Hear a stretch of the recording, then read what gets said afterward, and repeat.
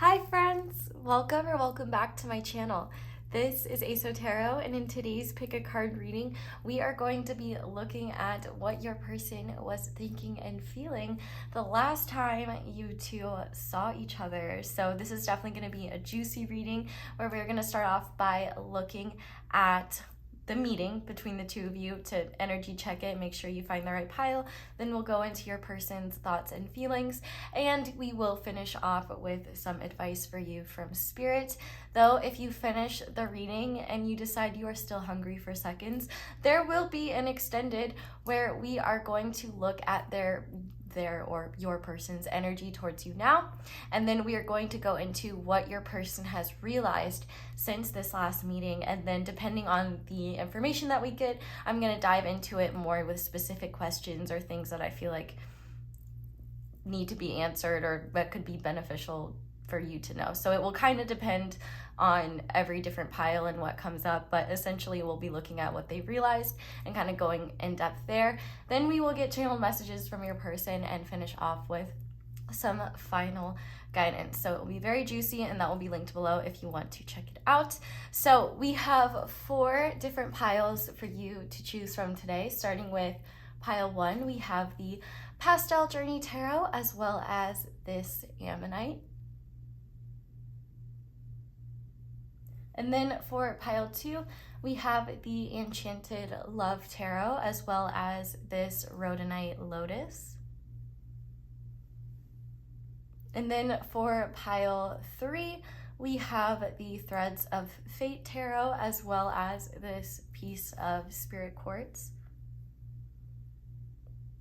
And then finally for pile 4, we have the Mystical Dream Tarot as well as this piece of clear quartz. So go ahead and pause the video if you need to decide which pile you feel most drawn to. It's absolutely okay to be drawn to more than one. You might need to roll a pile out. It's quite possible that your situations could be flip-flopped. Do whatever feels best to you. Take what resonates. Don't let the rest take from you. I will remind everyone that this is a love-focused reading, so if you're asking about someone that is not a romantic interest, it's important to filter out those messages, especially if you're asking about like a family member or something like that, because not all of that will be meant for you. But once you picked your pile or piles, you can go ahead and scroll down to the description box or the comment section where I will have all of the timestamps listed below, as well as the links for the extended should you decide that that is something you would like to look at. But that's all I have for you guys. So once you have picked your pile or piles, I will see you in your reading. Hi there, pile 1. If you guys chose the Ammonite and the Pastel Journey Tarot, this is going to be your reading on what your person was thinking and feeling the last time you two saw each other. But first, I want to look at the meeting between the two of you to make sure that this is your pile and to get a vibe check on what the energies are between the two of you. So the way that I have this set up is this side will represent you and this side will represent your person. You might find that the energies are flip-flopped. I don't know what that means for you in terms of once we get into the tarot. You might find that the thoughts and feelings reflect your thoughts and feelings, or they could reflect your person's. I don't know. They should be reflecting your person's if this sounds like you and that sounds like your person. But I would suggest that if you find that the energies feel flip-flopped, maybe try a different pile and see if you can find your flip-flopped energy. I don't know how they're going to show up because I haven't done the readings yet, but what I do know is that if nothing resonates, this ain't your reading, but I hope you find it, and I'm sending you love anyway. But let's go ahead and start by looking at your overall energy this past meeting. And for that, we have the Wheel of Fortune. And then in terms of the energy that you were showing up in, we have the Bear. And what you weren't showing this person is the Beetle with the 10 of Wands. And then the B-52s might be significant. I don't know why.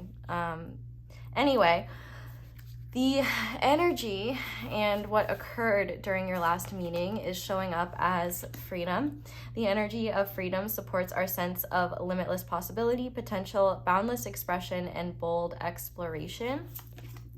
We have breathing forest, feel the earth below your feet, nature, grounding, energy, balance. And we have materialization with creativity, adaptability, and pleasure. It's quite an interesting stance my dude is standing in. And I'm saying that as a gender neutral dude because I don't know what that is. But all right. In terms of your person's energy the last time you two saw each other, we have the Death card. In terms of how they were showing up, we have the Stingray. And what they weren't showing, we have the Knight with the Chariot. Very interesting energies, of course, I must say, as I always start with. But I want to start with your energy. And the fact that we have, one, the letter B could be significant, or bees or beetles. But also the number 10 seems to be significant as well. The fact that we have the 10 of Wands and the Wheel of Fortune representing a 10, I don't know if that number is significant, or maybe you're seeing like 111 or 1111. But with the Bear card being here as well, I definitely feel like during this last meeting, you are definitely in a much better place than I think the last time you had seen this person, or maybe this is the first time seeing your person in person. Because the one thing that I'm getting is that the last time that you saw this person, I definitely think was in person.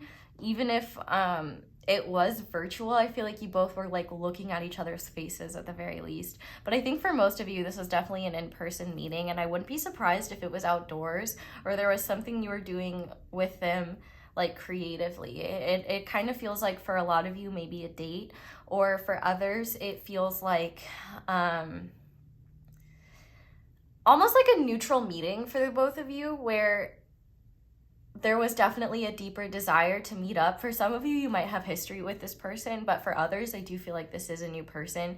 So for those of you who have history with this person, I feel like both of you have reached this point where you're in much different spots, where you're in better places. For you, what I see is that you're in a much better place. I think the clouds are starting to clear in a lot of different ways, and you're starting to see things more clearly. You're starting to see yourself more clearly, and at this time as well. Whereas your person, I think they were finally ending a really tough cycle and starting to see the light after what feels like a really dark night of the soul for this person. So if you have history with this person, I think that the fact that the both of you are probably going through dealing with your own demons and things like that, I think could have been a reason why this connection was rocky. And so I think for seeing one another again, this may have been a long time coming. So I would say it's likely that you both chose to do something where the focus wouldn't just be you two sitting down and like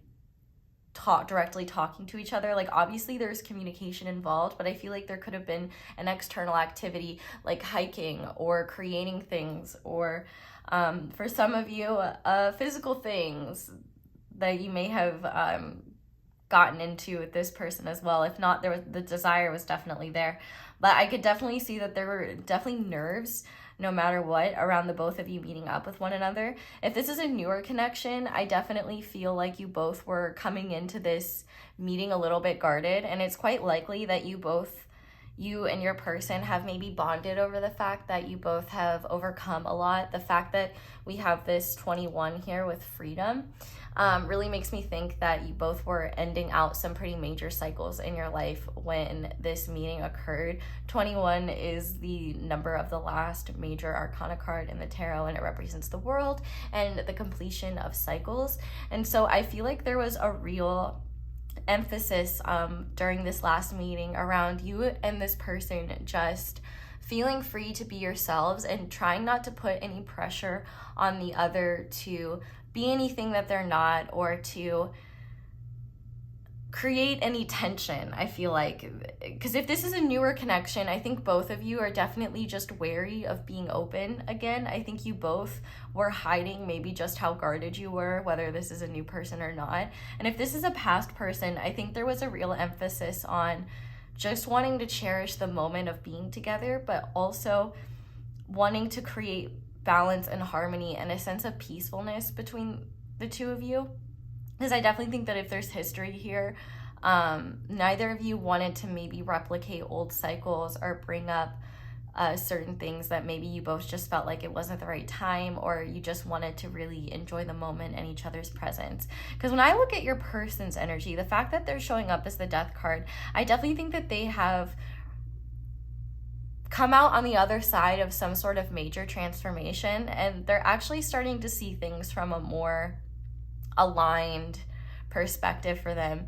I definitely think their feelings for you, especially if this is a newer person, are stronger than they're letting on, and that might be a little bit scary for them, especially if this is someone who maybe has stated that they're wary about getting into anything serious, or you know, maybe they went through something really, really difficult, like a tough breakup, and they're just finding their confidence. But I do think being around you made this person feel more confident, and I think that they were becoming aware of their feelings for you. And with this Knight card here, this is really interesting because this is what they weren't sharing. So you might have felt like this person was really calm, cool, collected. I feel like Scorpio energy can be very good at which, did I mention this person could have Scorpio energy? Scorpio and Cancer energy are heavily highlighted here with the Chariot and the Death card, but also Pisces is the last water sign, and your person is kind of showing up in all water energy, and which is really cool as well, because we do have water as well here, and earth, which is what you're showing up as. So I do think that you both are maybe a little bit more passive with one another, like both of you kind of going with the flow, seeing what each other is going to do. But I do think that there was a lot of mirroring in terms of matching whatever vibe the other person was putting out. And I think for your person to show up in all this water, I think that if this is a connection with history, I think that they're starting to feel more confident in the feelings that they have for you, in the sense that they're not just like lust or attraction, that there's definitely something deeper there. And I think for this person, they may have realized during this meeting, like, if we can go through all this and my feelings are still the same, or my feelings, you know, haven't really gone away, there must be something more to this, or something deeper to this. Whereas if this is a newer person, I think that they maybe didn't anticipate meeting someone like you so soon. I feel like if this is a newer connection, your person is maybe somebody who recently got out of a really difficult connection with someone, or maybe who just recently has had a lot of difficult changes. For some of you, I'm hearing this person could have even gotten like divorced, or had some like really difficult cycle where they had to end a lot of things in their life.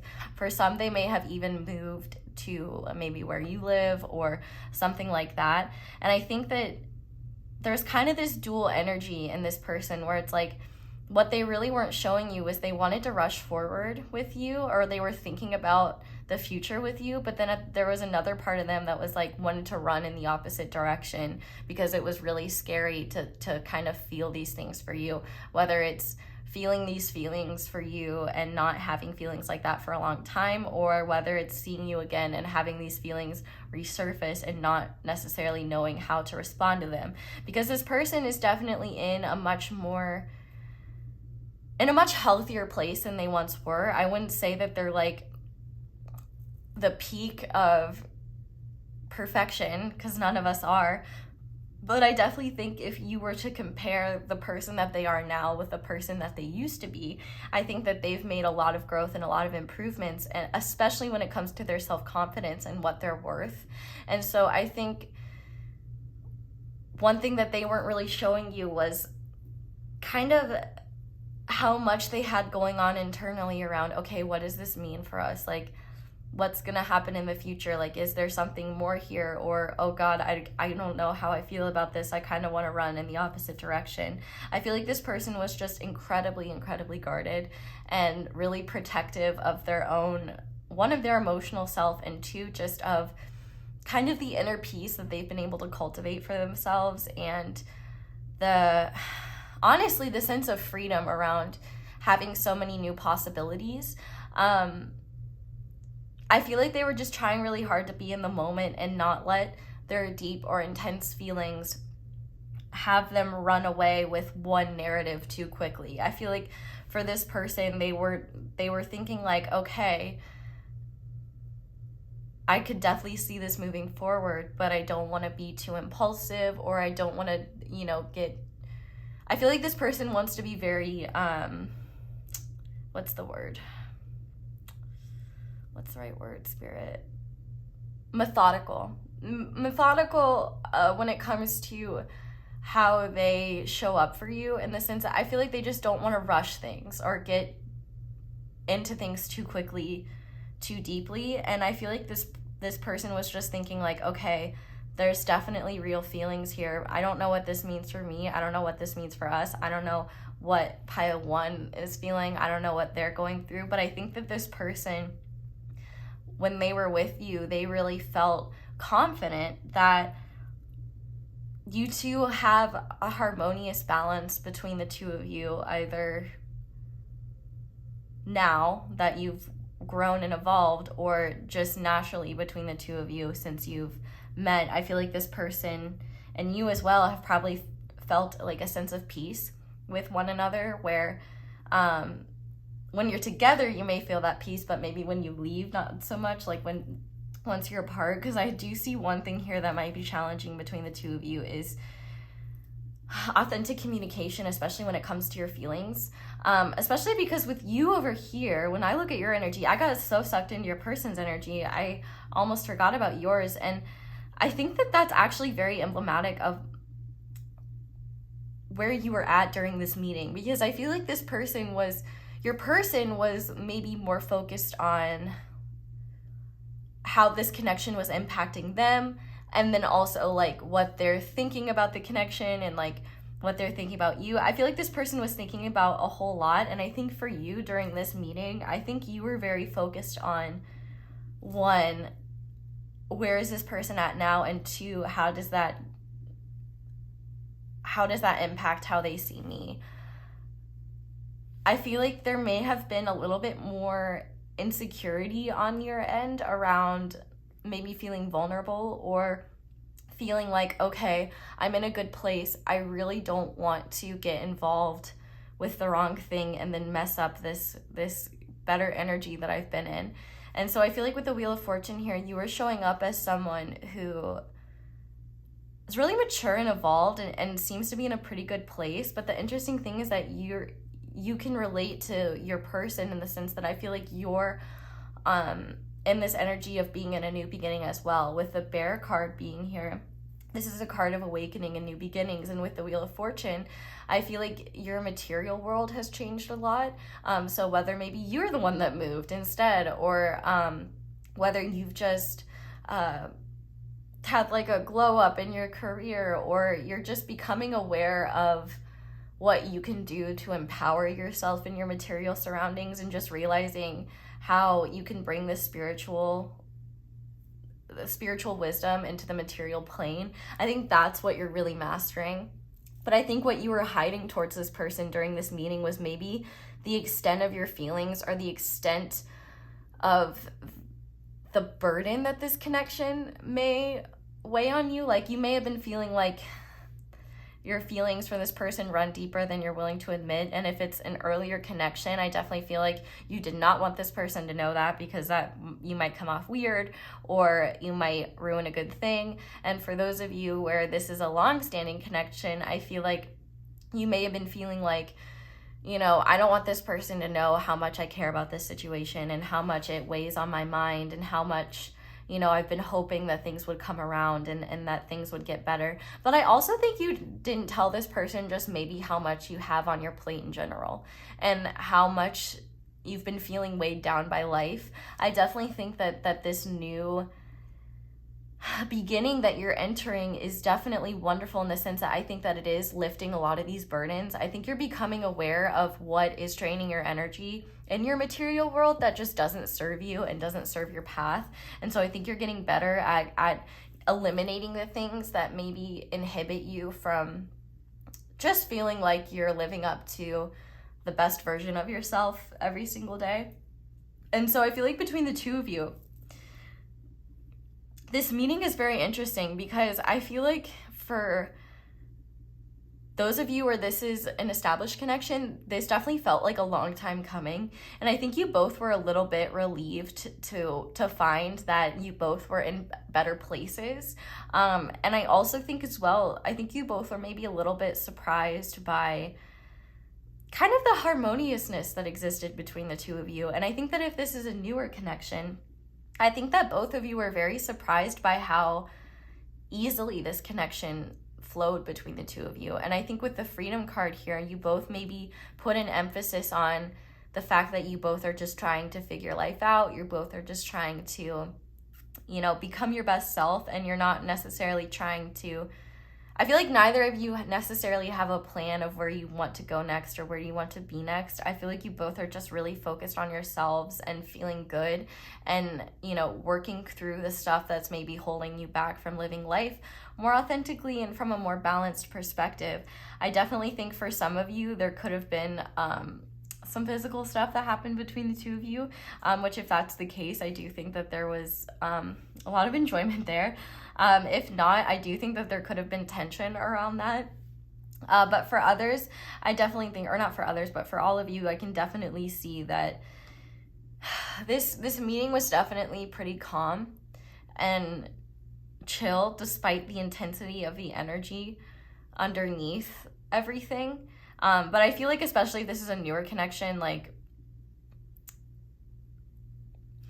you were definitely limited by the parameters of like what is normal for two people that have known each other as long as you and this person have. And if this is an older connection, I feel like there was just a deep desire to be close to one another, but at the same time recognizing that a lot has changed and maybe there's a lot you both still need to talk about, or maybe there's things that you're not ready to say, or it could just be that you guys like missed each other so much you just wanted to appreciate each other's presence and not like ruin the moment by bringing up things that maybe you're not ready to talk about, or bringing up things that at some point you do need to address. Like I said, it's going to differ based upon whether this is a newer connection or not, because I'm getting different vibes here. So I definitely think that there is a lot of mutual desire between the two of you, and I think a deeper awareness for those of you where this is an older connection. I feel like you and your person were definitely reflecting just on how far you both have come and how much you both have evolved. And I think that if this is a newer connection, you and this person found a lot of comfort in one another based upon the fact that I think you both are in this place of really wanting to put the past behind you and put your best foot forward. But at the same time, being afraid to put yourself out there, being uncertain and maybe wary of making yourself vulnerable and opening yourself up to someone new, but both were willing to try it. And I think that you both were pleasantly surprised by maybe how easily the connection flowed while you were together, or just maybe how comfortable this person made you, or just how easy things seemed to flow between the two of you. So if that's what your last meeting was like, let's go ahead and see what this person was thinking and feeling the last time they saw you. Very, very interesting energies. I'm definitely curious to know what side your connection falls into, if you're in the newer one or the more established one. But I did quickly want to mention, in case you skip the intro while I'm shuffling, that if this reading resonates and you're not satisfied and you want more, there will be an extended version of this reading, which will be linked down below. And in that, we're going to see how the energy of this connection has shifted and kind of where, like what your person's energy is towards you at the time that you're watching. So now, or now, future now, in the sense that it'll be now for you, but the future for me as I'm recording it. So what their energy is towards you when you're watching it.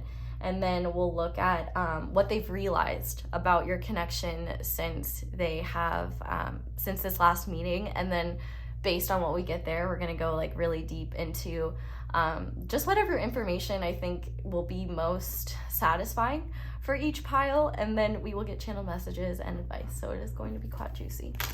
Quite juicy. I do suggest that if your tummy ain't full and you want some more ASO, to get you a big steaming pile of extended. Okay, and speaking of shameless plugs, this is Vanessa Samina's deck, the Pastel Journey Tarot. If you want to get this deck for 10% off and support me at the same time, use code ASO10 on her website, Bow Life. But if you would like to get 10% off on anything on her website, including all of her decks, jewelry, and all that jazz, use code ASO10. You'll help me and you. Okay, so top row, we're gonna look at thoughts. Bottom row will be feelings. So, Spirit, what was pile one's person thinking the last time they saw pile one, please? Okay, we have the Nine of Wands in reverse. We have the Six of Wands upright. We have the Lovers in reverse. We have the Three of Swords in reverse. And we have the Six of Cups in reverse. That's interesting. And then what about feelings, Spirit? What were they feeling? So we have the Page of Wands upright. We have the Knight of Pentacles upright. There's that methodical energy. We have the Knight of Cups in reverse. We have the Nine of Pentacles upright. One more, Spirit. What were they feeling? We have the Five of Pentacles upright. And on the back of the deck, we have the King of Pentacles. Okay. There's a lot of interesting mirroring happening here. And once again, I'm going to have to like kind of divide this because the way I would interpret this, if this is someone you've known for a long time, is different than the way I would interpret this if this is someone that you have just recently met. So I'm going to be kind of switching back and forth with that. I hope that's okay. If not, tough titties, because that's what I'm going to have to do. So let's start with their thoughts, and I'm going to start by looking at those of you where this is a newer connection, so you more recently met this person. What they were thinking, I definitely think that they were pleasantly surprised by this meeting. The only card that we have upright is the Six of Wands, and that's a card of victory and success. And I think it's really interesting that the woman in the Six of Wands has an eye patch on. So I feel like your person may have been looking at you through rose-colored glasses, but at the same time, I feel like they were kind of aware that obviously, like, this is a newer connection. You both are putting your best foot forward, and obviously you're going to do that. So I think this person was aware that they were only seeing kind of what you were comfortable showing them, but I also think that they were just really pleasantly surprised by how easily you both got along. And I think that this person was just maybe really surprised too by how magnetic your energy can be. I'm sorry if that sounded like I was crying. I was just burping. Sometimes my burps sound like I'm like tearing up for some reason.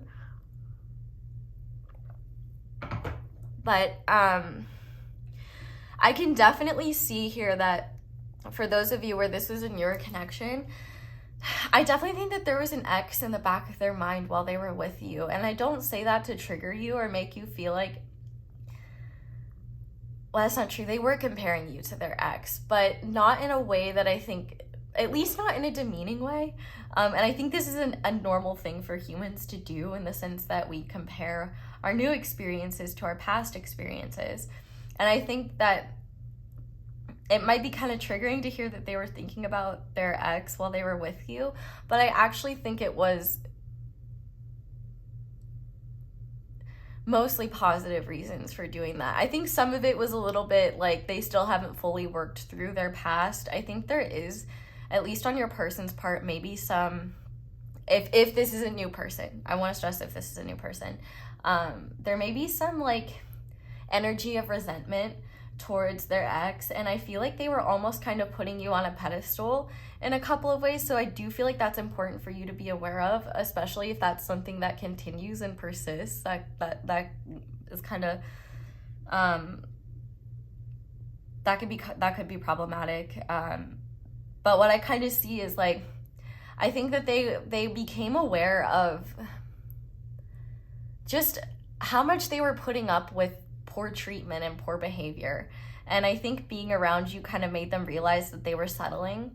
And I also think it made them look back on their experiences in a more sobering way. Like, you know how, you know, trauma survivors, like, this is an example, I guess. I'm not saying that this person is a trauma survivor, though they absolutely could be. You know, oftentimes people that have been through traumatic or abusive situations won't even realize that what they've been through is traumatic or abusive because it was normalized to them. So like it wasn't something that was different, and it's only until they have comparison of other people's experiences that they're like, oh wow, it's really not normal for someone to treat me in this way, and or, you know, or to have this happen to me. Like, I feel like this person was realizing, oh wow, I really allowed some unfair things to happen to me, or I really put up with horrible behavior for a long time. I feel like that's one thing they were realizing. And I also think as well, I think that they had this realization that their perception of love was very warped. And I'm not seeing what about their perception in love was warped. I think it has something to do with like, it definitely has something to do around sticking out connections. Like, I think that this person thought that their ex was their person, and definitely put up with behavior that they would not have put up with other people for far longer than they should have. And I think that this person had this dangerous realization of, it was a disturbing realization for them in the sense of they realized how much they were willing to excuse in the name of love. I put love in parentheses because I think that there are a lot of not very loving things that were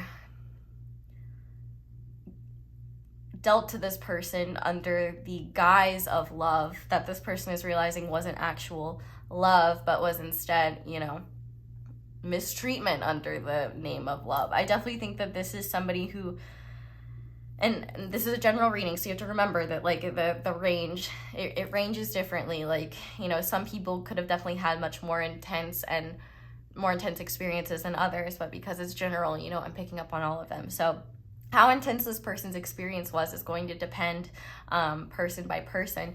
But I definitely think that they were making a conscious effort to show up in a way towards you that didn't appear wounded. I feel like they wanted to show up with their best foot forward as well, and I think that they hoped that they came off looking really good. And I feel like they hoped that you couldn't tell that they were maybe distracted by these inner thoughts and feelings, because I think for them, like, there was a real sweetness to you where I feel like this person almost had a hard time believing it was real.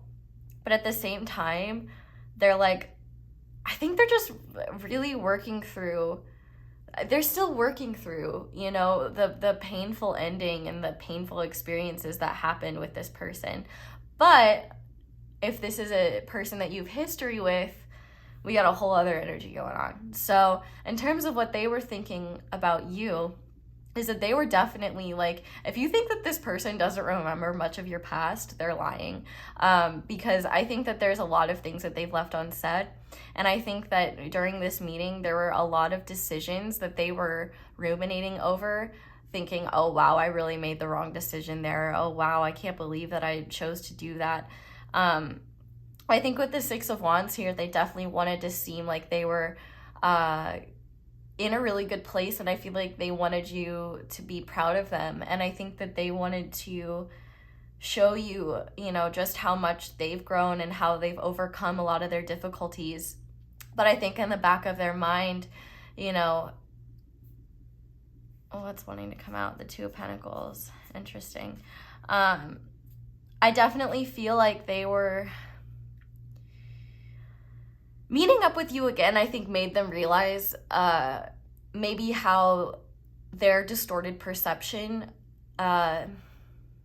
affected their ability to show up in your connection authentically in the past, because I think you both had distorted perceptions, right? But for theirs, I think that they used it as a huge excuse in order to maybe not be more vulnerable, or to not admit their deeper feelings, or to not have to commit, or to not have to get their heart broken. Because from what I can see here, like, they've always viewed you in this kind of way of almost seeing you as like a prized possession, which I'm not gonna lie, I don't know how I feel about that. But I guess that's not my position to have feelings on. But what I would say is that I do think that this person idealizes you in certain ways, and I think they may have realized this past meeting how their ego has changed the narrative in their mind and distorted their perception of you. And I think meeting up with you maybe made them realize how off base or off touch some of their perceptions of you or the connection were. I think that this person had this deep-rooted fear of, this is an older connection, of change and of serious commitment. And so I think when they were seeing you, the main thing on their mind was the fact that they know that they feel this deep connection to you, and that's really scary. So I'm going to try and not acknowledge that, or at least not pay attention to it, because that could get me hurt again. That could leave me vulnerable. That's really scary. I'm not ready to open those can of worms. But with the Six of Wands, I think that they were very happy with how the connection, or not with how the connection, with how the meeting went. I think they were very happy. Like, I feel like they felt that they were very successful in coming into the connection with an energy that was authentic, but not maybe revealing the deeper truths that they haven't told you yet, or revealing the things that they've realized. I'm very interested to see what they've realized about you, because I definitely think no matter what, whether this is a new person or an old person, they were looking at you with awareness of this could be something really deep, and this could be something really meaningful. And I don't know how I feel about that. And I'm just going to have to explore this and see what happens. Like, it was kind of that, like, I'm not going to get the answers I'm looking for during this meeting, but this does feel positive. Now, as for their feelings, I definitely think that for those of you who are in a position of material abundance, I feel like, or just material security, I feel like this person was looking at you as someone really secure and really happy in their own independence. And they might have been feeling like, how can I add to pile one's life? Like, I don't know how I'm going to add to their life. I feel like for those of you who this is a newer connection, I think being around you made them realize maybe how blind to suffering they have been, or maybe how blind they've been to how lonely it's been, kind of isolating themselves or pushing everyone away. I think with the Five of Pentacles being here, I think they realized that somehow being around you made them realize that they may have been prolonging their suffering as a response to their ego, or because suffering became their comfort zone. And I think they had this really uncomfortable realization of, oh no, this isn't where I want to sit. Because I feel like they were looking at you and realizing, like, I think they were just really impressed by who you were, and how much you would overcome. And I think that they realized, like, I want to be that too. And the fact that we have this King of Pentacles on the back of the deck, I feel like this person in total, no matter who they are to you or how long you've known them, I definitely think that this person was thinking, I want to be a person that pile 1 can rely on. I want to be the most grounded, solid version of myself possible. And I think that when they were around you, they saw that that could be a possibility with you. And while that was very exciting, that was also very scary, because I also think no matter how long you've known this person, that there is still fear of commitment. There is fear of opening themselves up to someone. And I think that they liked how, or they do like how independent you are. Because with this Five of Pentacles here, if you have known this person for a long time, I do think they did not realize how much they missed you, and how much they missed your energy, and how much they were missing out on by not having your energy around them. And I think there's a little bit of a wounded ego around, they really are fine without me. Like, and even if you would be like, that's actually not true, I miss them every single day, they wouldn't know that, and they don't need to know that. Actually, don't tell them that. Do whatever you want to do, but like, I would be like, hold on to that position. But anyway, I'm not here to coach you. I'm here to read energy. Checking myself. Okay. So I definitely think that this person maybe realized like, oh wow, they really can like thrive without me, like, ouch. And I think they needed to realize that, because they may have been running from you, and maybe you were very genuine and like opened your heart to this person, and they couldn't reciprocate, or they couldn't show up for you, and they may have hurt you in some way. And I think that and I would say that that's the case only if you've known this person for a while, but with that being the case, I think they realized like, oh damn, like,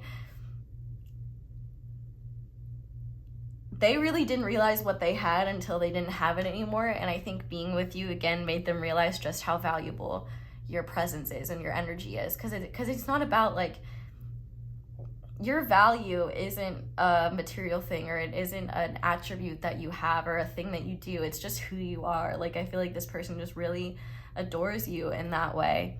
And so for those of you where this is a newer connection with this Nine of Cups in reverse here, I definitely think that your person was feeling deeper feelings for you than they were willing to admit. And I think that they were really trying to stifle them or push them down or not acknowledge them, because I feel like they were worried about coming off creepy, or worried about, too much too soon or going too quickly. Because with the Nine of Pentacles here, I can definitely see that this person was really excited by the adventure you guys had that day, whatever it was. Even if you didn't do a whole lot of exploring, I feel like this person just really liked exploring you. Oh my God. So for some of you, it was exploration and exploring the person you are, and for others there was exploration in other ways. So I think that this person definitely enjoyed that. And I think with the Knight of Pentacles, they just really they were feeling like, okay, I really want to take this slow and steady. Like, I don't want to mess anything up. I don't want to like push things too quickly. I feel like this person decided like this is a connection that they want to continue investing in, but they're not necessarily in a rush to reach a next step. I think that this is someone who definitely is who definitely gets spooked really easily. And so I think for them, it's like they're working on becoming solid in themselves and being able to trust themselves. And I think that being around you really inspired them, in the sense that I think for those of you who've known this person for a long time, I think seeing how much you've grown and improved really gave them the confidence to realize that they can do the same and that they can continue to do the same. And for those of you who just recently met this person, I feel like meeting you made them realize, and just seeing the similarities of what you've gone through and how much you both have overcome, I feel like this person felt extra motivated, in the sense of like, yeah, if I am going to give my time and energy to someone, I want it to be someone like pile 1. I don't want it to be someone like my ex who's really awful to me and like really just treated me like crap. And so I think for them, they were under this, they just had this perception of like, okay, I think there's something really valuable here. I definitely want to keep exploring it, but I don't want to get too deep too quickly. And I don't want them to know about the fact that I'm already, maybe having feelings, because I don't want to come off as creepy, or I don't want to come off too strong. And I think that's something as well. Like, if this was a newer person it wasn't just that they were thinking about their ex and the fact that they may have viewed their ex as like they thought they were going to be the one and things like that. I think that they were also realizing that they could see those qualities within you, not the qualities of their ex, but the qualities of like, oh, maybe this person could be the one for me. Maybe there's something really deep here.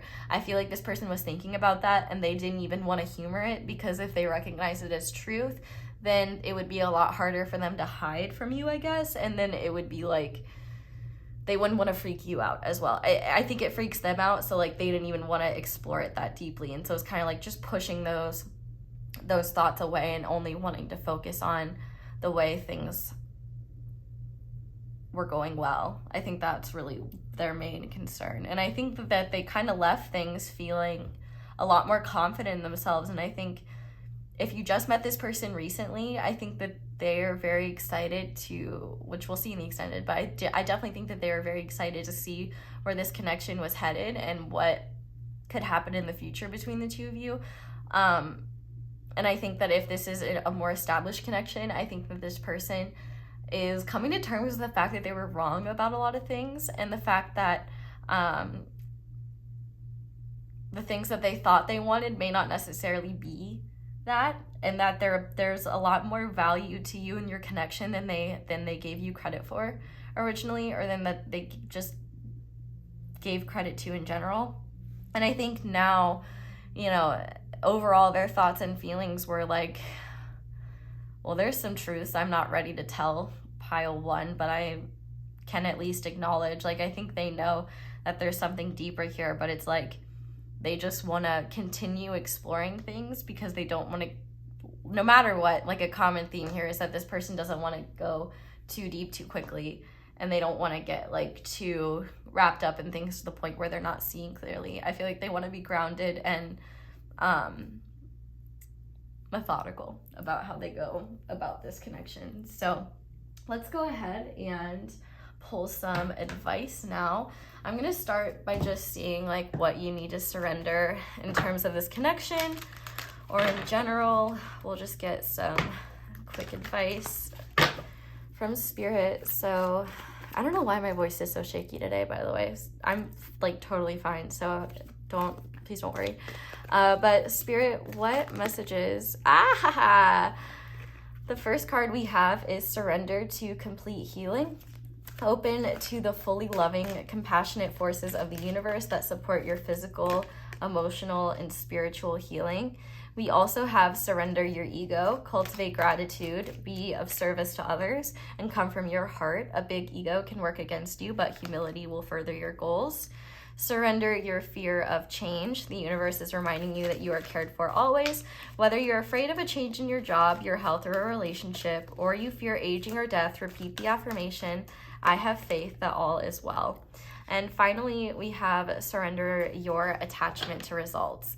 The formula for success is to do all you can to make things happen and then let go of the results.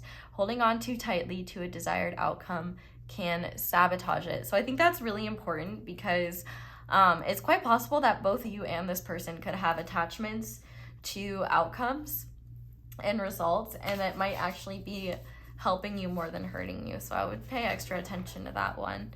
But we're just going to finish off with some positive guidance before I move things over to the extended. So Spirit, what guidance do you want to finish pile one off with, please? We have surrender. Trust that the universe is working behind the scenes for you. Your manifestations will materialize when you truly surrender. We have sign. This card brings you the validation you have been seeking. This is a sign to take action on whatever it is that you have been contemplating. We also have you're deserving. Accept the good. You deserve it. Reject the bad. You deserve more. And wealth. Money is on its way to you. Think thoughts of abundance. And on the back of the deck, we have heal. Allow yourself time to heal. Be kind to yourself right now. Yeah, I think no matter what, like, I think that if this is an established person, I think you and this person still have work to do when it comes to your own healing, but I think there's a lot of opportunity to heal together and to heal the past together. So I would remain optimistic and worry less about how things fully come together. Obviously, we're going to look in the extended and see what's up. But I think, you know, if you're just here for the free reading, which I totally understand, that really, like, just your main focus should really be about just, like, healing and getting yourself to a place where you feel happy and maintaining that. Or if not happy, I guess I don't feel happiness very often, like peace. I think peace is the thing. Like, happiness is a fleeting state, but like peace and just like,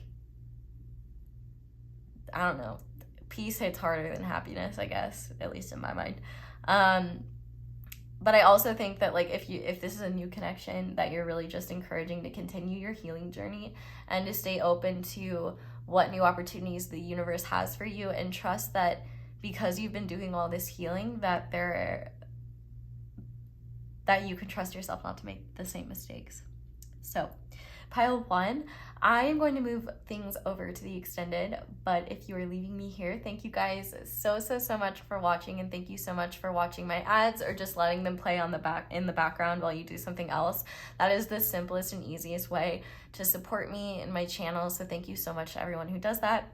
But if you'd like to support me in the channel in other ways, like I said, you could check out the extended. You can check out my social media, which will be linked below, though do beware of tons of scammers that pretend to impersonate me. You can like this video. You could comment down below. Let me know how it resonates. You can subscribe if you haven't already and click that little notification bell to be notified whenever I upload a new reading. And you can also check out my merch, which is linked below. But that's all I have. So I hope you guys enjoyed this reading, and I really hope that it brought you some clarity. And I hope you all have a wonderful day or night whenever it is that you're watching this video, and I hope you'll come back and see me again soon. Bye! Hi there, Pile 2. Welcome to your reading, and thank you so much for being here. If you guys chose the Rhodonite Lotus and the Enchanted Love Tarot, this is going to be your reading on your person's thoughts and feelings the last time you saw them. But what we're going to do first is look at your last meeting. And what we're going to do is I'm going to look at your energy over here, the energy that existed between the two of you, and kind of the details of your meeting, and then we'll see your person's energy as well. I did quickly want to mention that if this part doesn't resonate, then this is likely not your reading.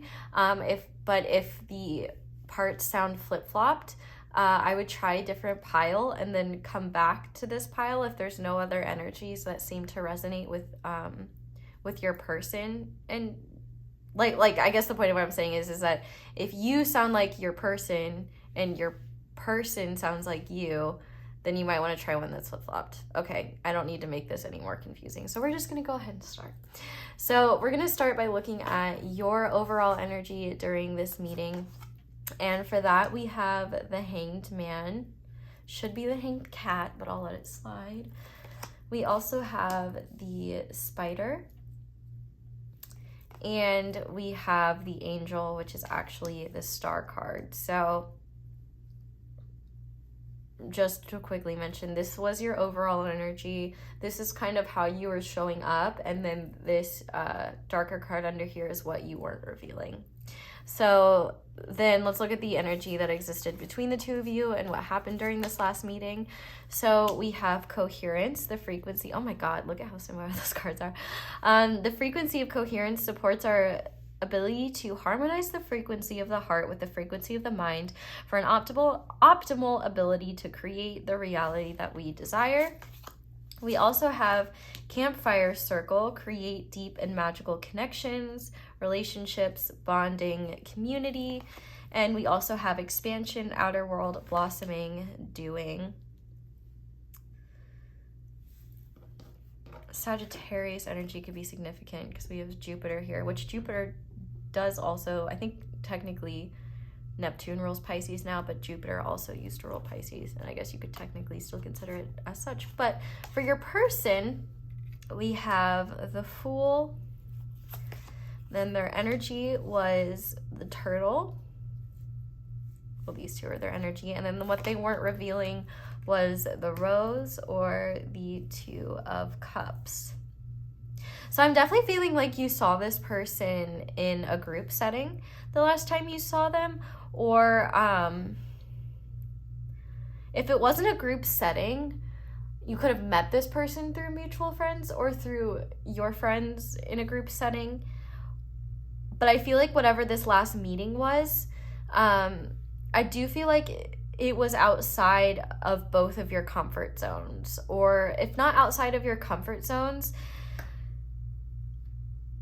it's like you were meeting somewhere like with neutral territory. Like if you were going out and about, like maybe you were at a new restaurant or a new bar or a new facility of some kind. Just with the expansion card, outer world, blossoming, doing, I feel like you and this person either met up somewhere or met up at the same sort of like function where you either have mutual friends or where you were already with friends respectively, and that's the last time, and you two saw each other last time you were with your respective friends, if that makes sense.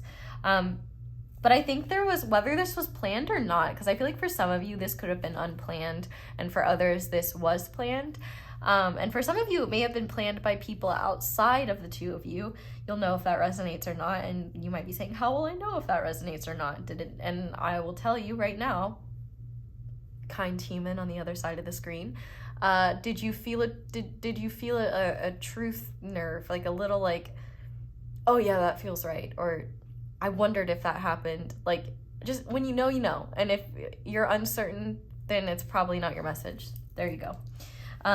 Anyway, I guess that's the thing. Like, don't try to, when messages resonate, you'll know. You won't have to force it. So if you feel like you have to force it, don't hold on to it. But for you, in this case, the energy that you were showing up in, your energy is really interesting, because I think that there's a part of you where it does almost feel like you're trapped. And I don't know if that's because maybe when at the time you saw this person, maybe you were trapped in some sort of other obligation, like for example, if you both were in mutual friend, or if you both were in your own like friend groups or something like that, maybe you were bound to the plans you had already made. Or it's quite possible when it comes to this connection that you've just been kind of biding your time and waiting for things to come to a head. Or I think you could have had some important realization about this connection, and then you met up with this person, and so you were coming into this meeting with that deeper awareness around your connection. Or you could have been inebriated in some way. I do think it's quite possible, with the Hanged Man being here, that there could have been some substances involved, and that definitely may have affected how you showed up. But I feel like you typically have a more serious demeanor, either with this person or just in general. And I feel like this night I say this night, I don't know if it was night, it could have been daytime, but I do feel like for a lot of you it was like nighttime, or there could have been a lot of darkness surrounding the both of you. I don't even know what that means, but it's like once you two found each other or were with one another, it's like you both lit up.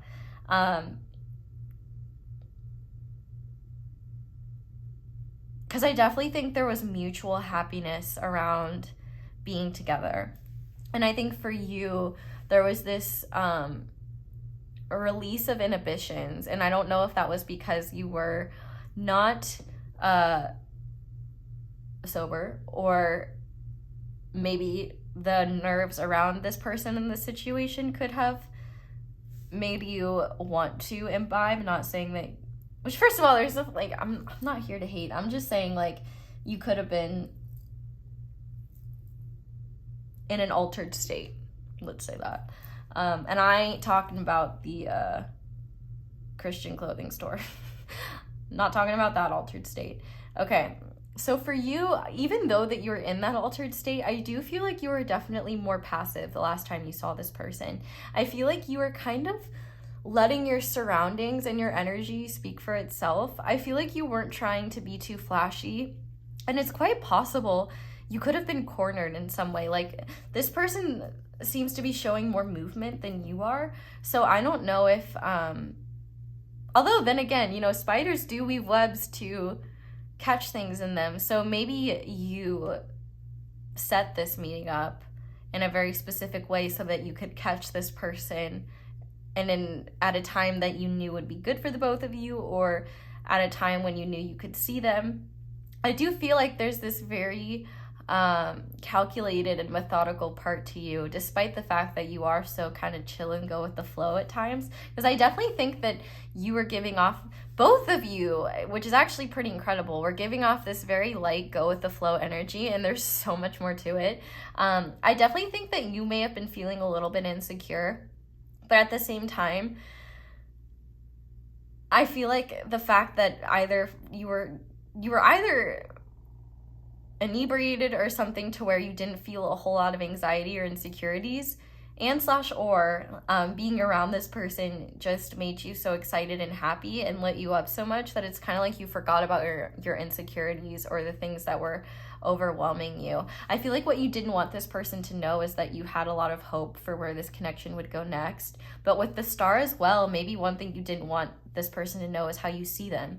The fact that we have the angel and the star here, well, the star being represented by the angel in this deck, it makes me wonder if, you know, you didn't want this person to know just how highly you view them, or just how healing this connection is for you, or how impactful this connection has been for you in terms of how you understand yourself, how you see the world now. There's just a lot of shifts and a lot of changes that I'm noticing in terms of like the way you perceive this connection and this person. What's interesting is in the last pile, there was this very clear distinction of, okay, this is the energy if you've only known this person a short time, and this is the energy if you have history with this person. I genuinely can't tell whether you have history with this person or not. So if you do, I definitely think that both of you are playing things very cool and kind of just staying in the moment, keeping things light and fun and happy. But there was definitely a deeper awareness between the two of you around either the specialness of this connection or the ways in which this connection and also life has shaped you. And I think, I don't know, there's just this weird energy of you realizing that you were wrong about a lot of things, or realizing that you were right about certain things but wrong in terms of how you viewed them. Well, I guess not even like right and wrong. I think your perspective has just shifted a lot. And I think that you're starting to look at things from a more positive direction than you once were. And I think the reason why you are is because you've surrendered a lot of expectations around results or needing to know what's going to happen next between you and this person. For some of you, I almost wonder if this last time was your first meeting or your first significant meeting.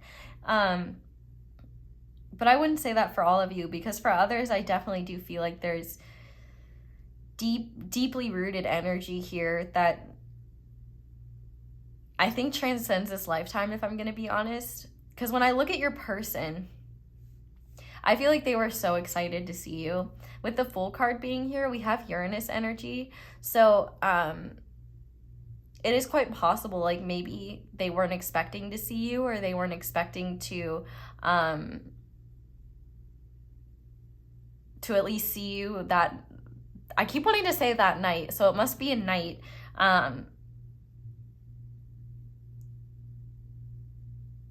But it doesn't necessarily have to be. Maybe it was night in someone's time zone and not in the other. But I do feel like for the majority of you saw this person in person.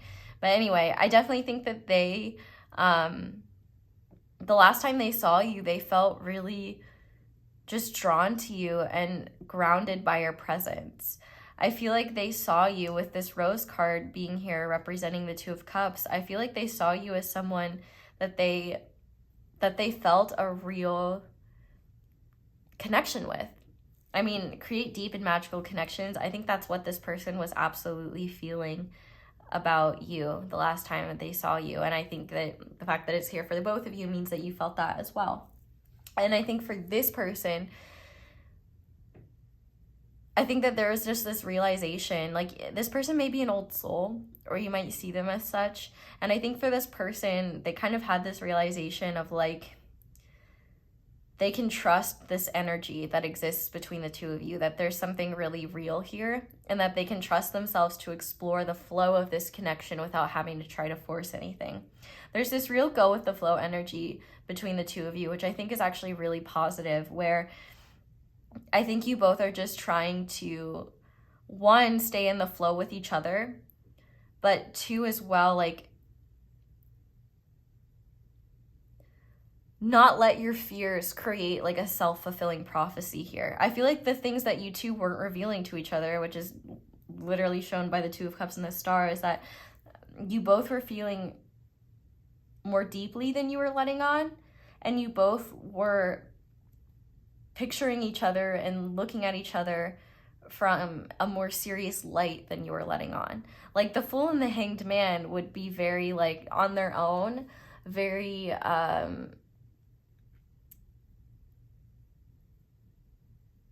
fluid energies is the best way I could say it.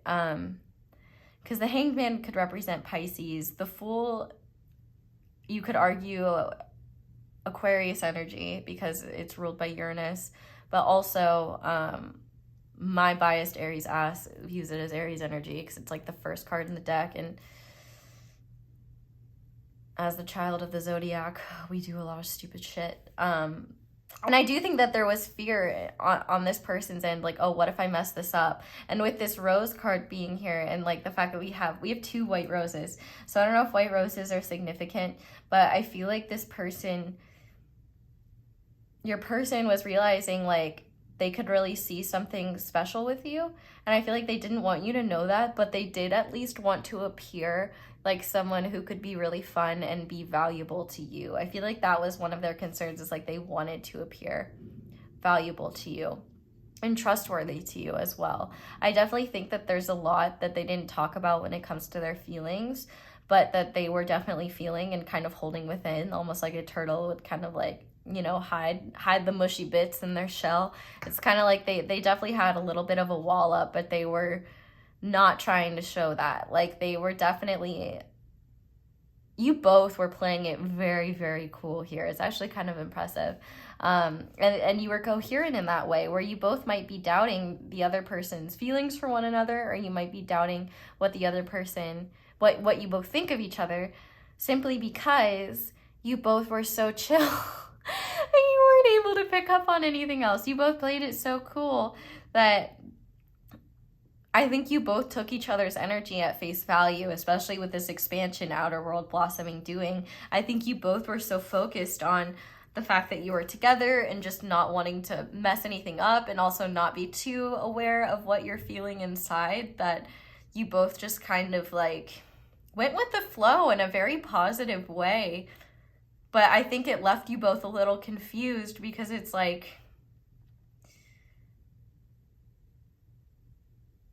everything's good, but neither of you want to acknowledge the goodness of it, or the magic of it, or the fact that there's something real here, and the fact that there's something special here. So I'm really interested to see what your person was thinking and feeling, because I think overall what was really happening here is that last time you two saw each other, no matter what the environment was in, you both were just really connecting. Things flowed really well. And there was definitely some hesitancy to talk about, to like praise one another or be honest about what you both think of each other, because there was a lot of playing it cool. But deep down, I think you both were kind of feeling a little bit pressed, because there's deeper feelings and you both are letting on. And I think you both just wanted to see this connection go in a positive direction, but you didn't necessarily want to say that out loud. And so I think it's both of you just played this game of playing things really, really cool, and honestly as well, like playing a little bit dumb, maybe, especially if you have a history with one another. There was a real focus on keeping things light, but that lightness was only external. Like, there was so much deep energy around you and between the two of you. And I think it's just so interesting that, like, there's so many dark cards, like, with black backgrounds. And it's like, I think what was really in the shadow was how deeply you both were feeling. And what you both could really see was just kind of the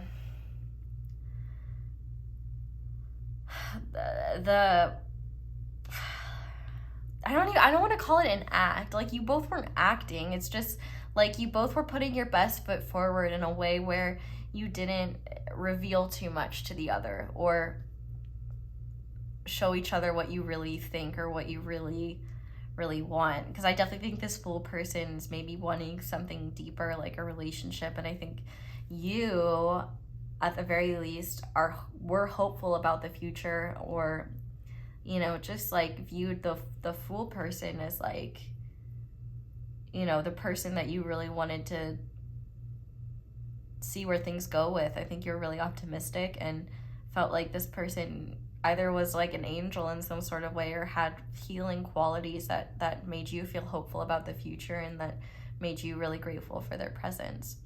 So if that resonates, let's go ahead and see what your person was thinking and feeling about you during that time. It's interesting because I'm getting a lot less about the meeting itself, so I don't know if that's because for this group the semantics are just wildly different, but I can definitely tell that there was a real, like,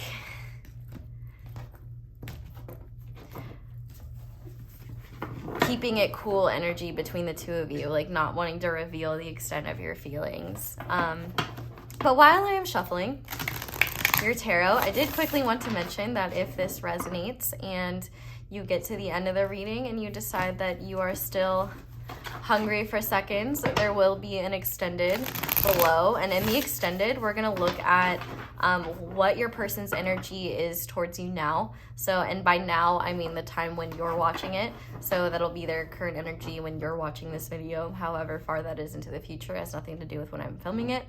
And then we will look at what your person has realized since the last time you two have seen each other. And last groups was very illuminating, so depending on what comes out there, we might go deeper and ask more questions. But if it just depends on what comes out. But we'll look at what they've realized and then go deeper if we need to, and then we'll get channeled messages and finish off with lots of very helpful advice. So if you're interested in that, that will be linked below. But let's go ahead and see now. We're going to do top row thoughts, bottom row feelings. So, Spirit, what was pile 2's person thinking the last time they were together, please?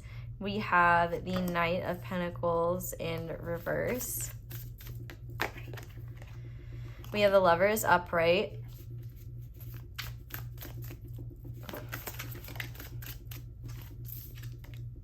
We have the Two of Cups upright, so that's very revealing. The fact that they showed up, like, they were definitely thinking about, you know, either wanting to be in a partnership with you or feeling like you could be a potential partner for them. We have the Five of Cups in reverse, which that's also really good. And we have the Page of Wands upright. Okay. And what were they feeling, Spirit? We have the Wheel of Fortune in reverse. We have the Star upright. Okay, so they intuitively were feeling the same hope that you were feeling. We have the Queen of Swords.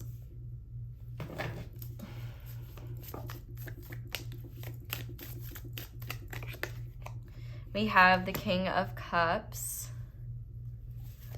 What else are they feeling, Spirit? We have the Knight of Wands.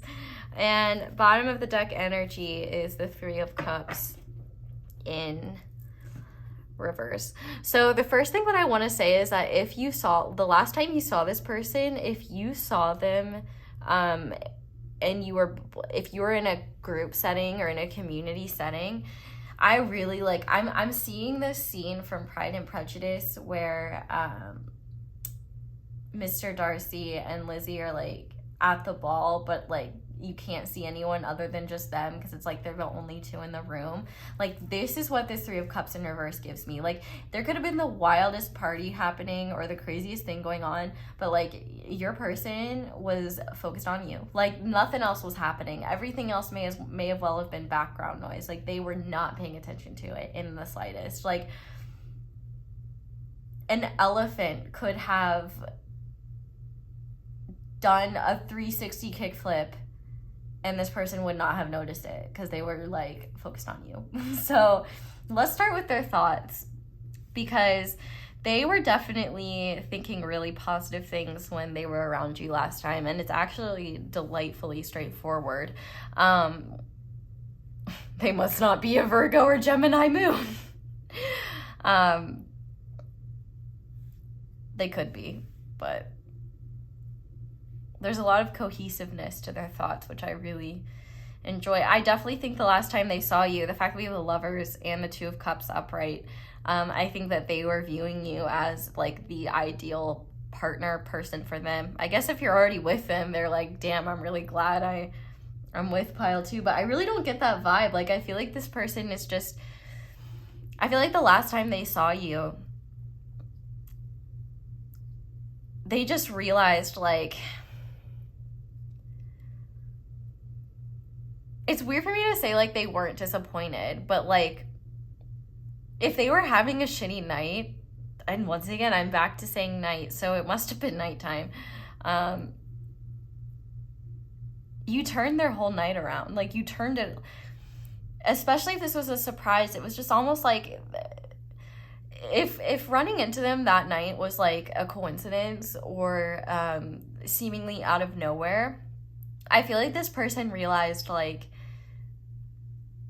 okay, yeah, like, there's definitely something really significant with pile 2, and I really need to follow this. Like, I mean, I think even the fact that your pile is being represented by this lotus flower, it's like they were just awakening to the truth of the fact that you two could be really good for one another, and the fact that they viewed you as a counterpart and someone really worth spending time with and exploring with. I feel like they just felt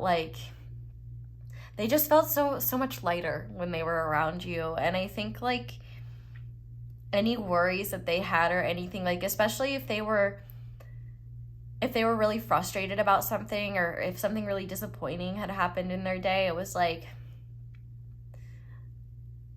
you just made anything difficult that they faced that day, like, not even matter anymore. And it was like, I would have gone through that 5 times if I could see pile 2 again and like have that experience. It's like whatever they were dealing with, you made that better. Like, just being around you made them feel very like just at peace with whatever was going on with their life.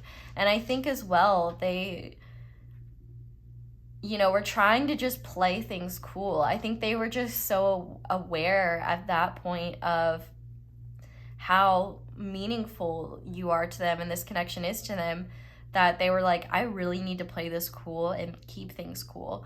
So I think with the Page of Wands here, I definitely feel like this person was thinking like, I'm really excited to see where things head with pile 2. I really think that this could be a grand adventure. And it's cool because the turtle card that we saw earlier actually says something about like to bring it back into balance is to like go on an adventure. And I think this person realized that, or was just thinking that you're someone that they could have a lot of fun with and someone that they could, you know, explore a lot of things with.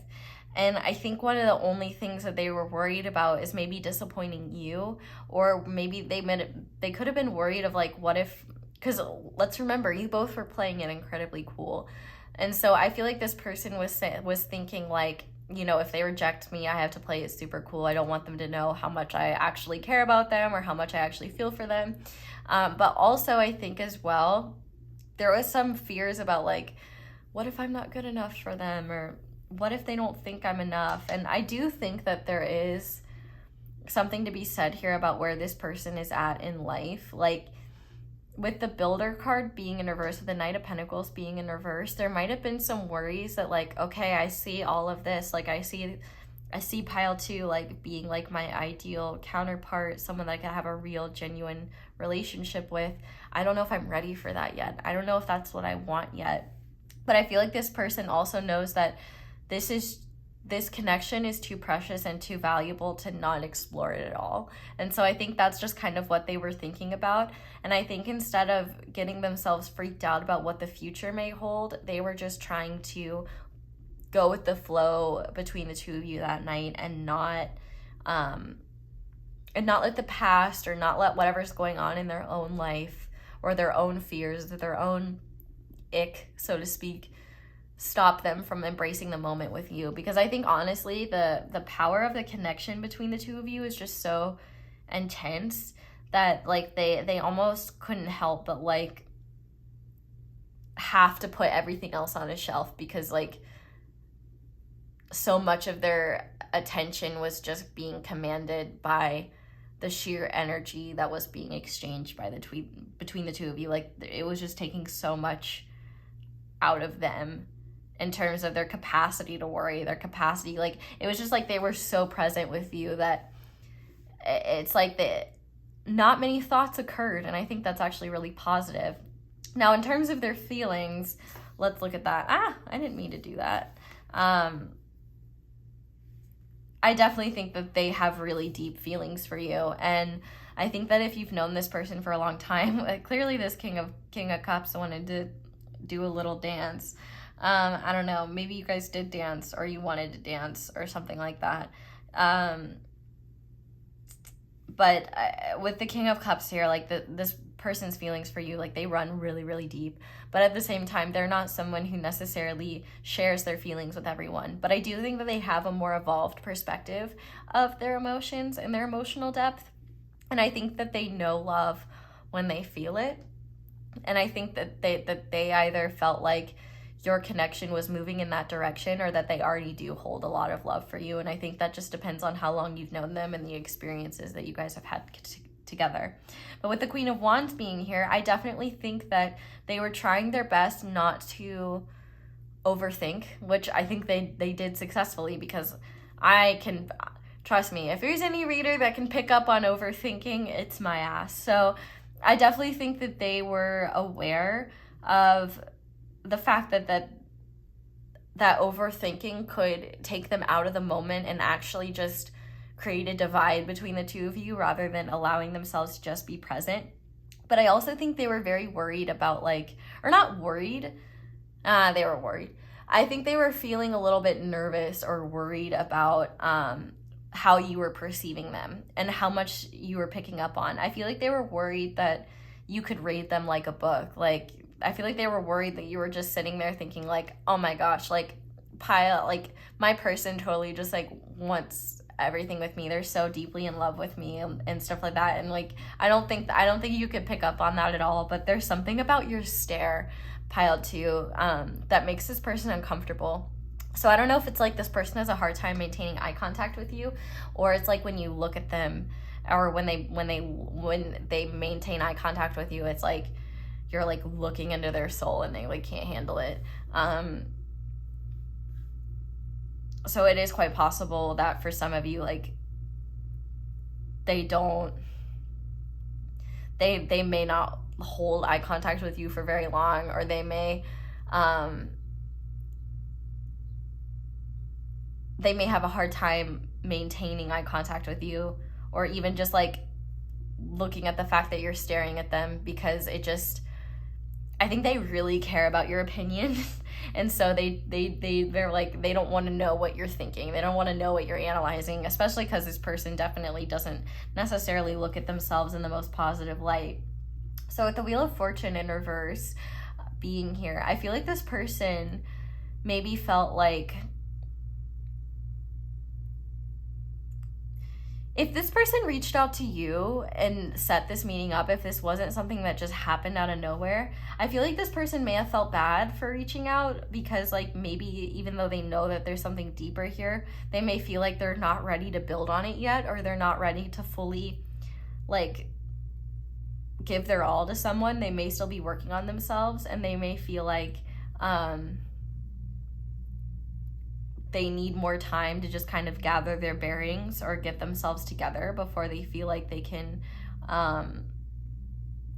tell you more or know that they're making the right decision. I feel like with the Wheel of Fortune in reverse, there could have been something like maybe the night had to end early, or maybe they couldn't stay as long as they wanted to, and I feel like that could have been something really frustrating. Or maybe they had an obligation that they had to deal with, and that was something really frustrating to them, like they could have felt like that was unlucky. But it also could have been as well that they may have felt like they've made mistakes in the past, and they might have worried for some of you that that would impact their ability to have a second chance, and maybe seeing you made them realize that there is hope for the both of you. They may have worried that they like completely ruined this.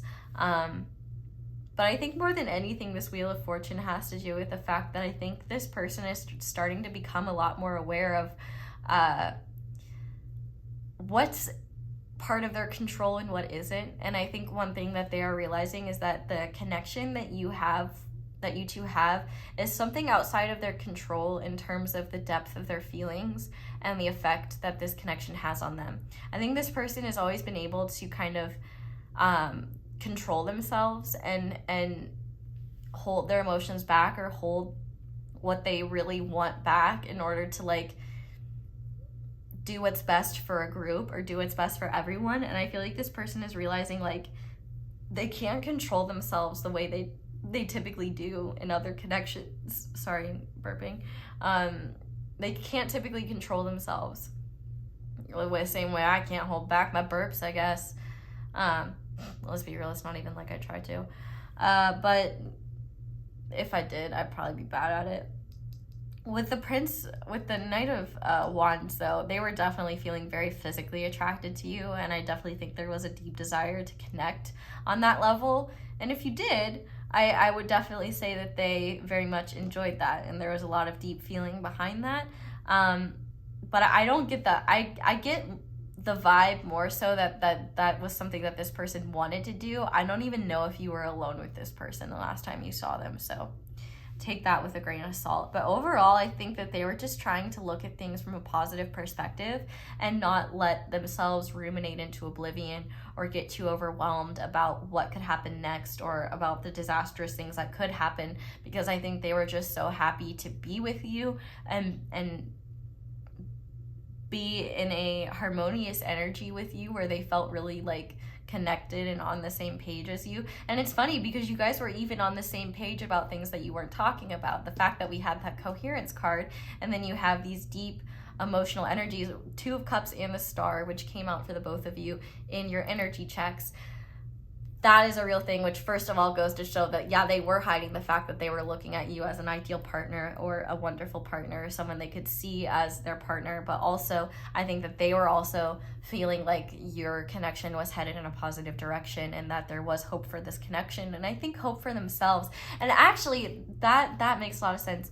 One of the things that they were feeling when they were with you was this realization that the world isn't out to get them, and that not everyone is there to teach them painful lessons, which if they have learned painful lessons with you, I think they're realizing that you're not just a mechanism for delivering painful lessons. I think they're realizing that there's a lot of value to your connection. And I think that if this person's dealt with a lot of hardship in life, they just felt like you've given them hope, and your last meeting gave them hope, in the sense that if this connection hasn't been where you both have wanted it to be, it seems like it's heading in a more positive direction, and it's becoming something that you both can actually build upon. So overall, I definitely think that this person was feeling and thinking a lot, in the sense of like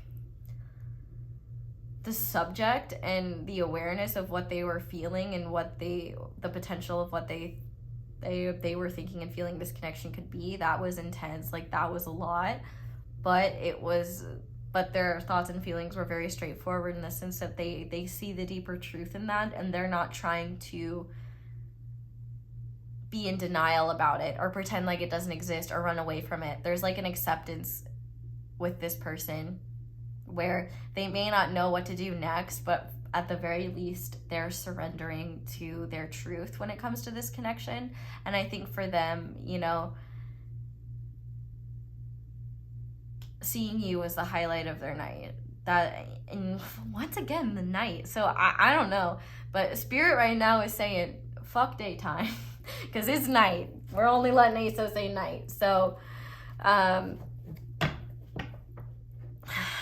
for some reason, Nick at night might be significant. I mean, I guess the name Nick, but I was thinking of like, you know, Nick at Night, like the TV channel, you know, where they play like George Lopez and The Nanny and stuff like that. Like that Nick at Night. Do they even do that anymore? I don't know. I don't watch cable TV anymore because I've got 70 million streaming services, and yeah. Mama don't do live TV. Okay, so speaking of surrendering, we're gonna go ahead now and finish this reading off with advice for you. So we're gonna start by looking at what you need to surrender when it comes to this connection and in general, so that you can just have more peace in your life. So we have surrender to non-action. Now is the time to be still and not act. Simply breathe and focus on your own power. Let others come to you. So I guess if you're wondering whether you should make a move towards this person or not, maybe that's your answer. Surrender your desire to control people. Being over-controlling can sabotage relationships. To more effectively achieve your goals, back off, regroup, and give the situation some breathing room. We also have surrender to silence. In quiet meditation or contemplation, let go and enter the stillness within. Silence can heal and replenish you. And finally, we have surrender negative thinking. You have control over your thoughts. When negative thoughts surface, say thank you for sharing and quickly refocus on positive affirmations.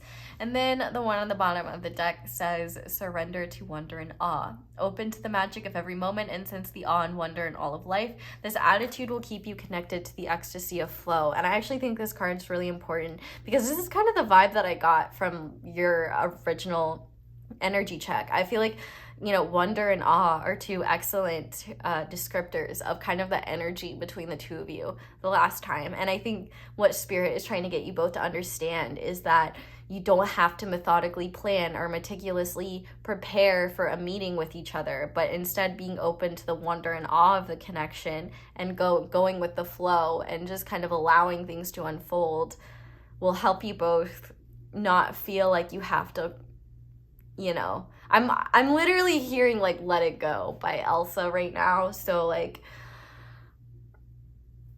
I guess I don't know who it's technically by, but it's obviously in the movie Frozen. But I definitely just feel like there's just a need to like go with the flow here and not know what's gonna happen next and just be okay with that, because you're driving yourself crazy. It might be stressing yourself out more than is necessary.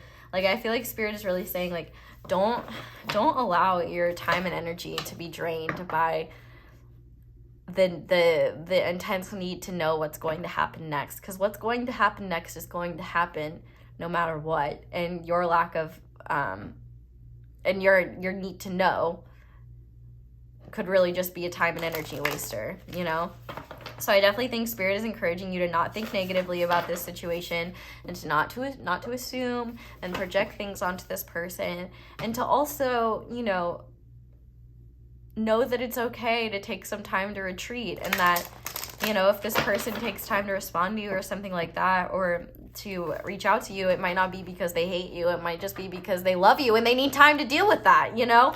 Like, there's a lot y'all aren't showing each other, and I think that you're really projecting your insecurities onto this person based upon what they don't do. And I would really encourage you to stay ahead of that and stay aware of that, so that you don't let those projections sour your mood, sour your perception of this person, and sour the connection, or you're not sour the connection, but sour your perception of the connection, because your own ego's being wounded. But let's go ahead and see just what positive guidance Spirit wants to finish you off with. Don't sweat the small stuff. Don't waste your precious energy worrying about the small things. Refocus your thoughts towards love, abundance, and tranquility. And that's like exactly what I was trying to say. So thank you for wording it better than I could myself. We also have listen to your heart. You're the only one who has the answer you're searching for. Quiet your mind and listen. It's there. So Spirit's really saying, like, telling you and your brain, like, with peace and love, you need to shut the fuck up so that we can, like, give you answers. Because you're, like, asking us for answers and we can't even give them to you because you're not slowing down enough to even be open to receiving an answer. It's like, it's literally like constantly calling someone over and over and over and not being able, and they're like trying to contact you, but because you're always on the phone trying to call them, they can't call you because you're on the phone, you're using the phone already. So they're saying, like, Spirit's really saying, like, we'll call you. Like, actually, we've been trying to call you, but you won't get off the damn phone. And in this case, I think the damn phone is your damn phone in the sense that you may be using your phone to distract yourself from silence. So that's one thing. If you're really struggling to find answers, put the damn phone down and surrender to silence. One suggestion, if you deal with racing thoughts, I would experiment with different noises. The noise that I found for me that's most helpful with racing thoughts is brown noise.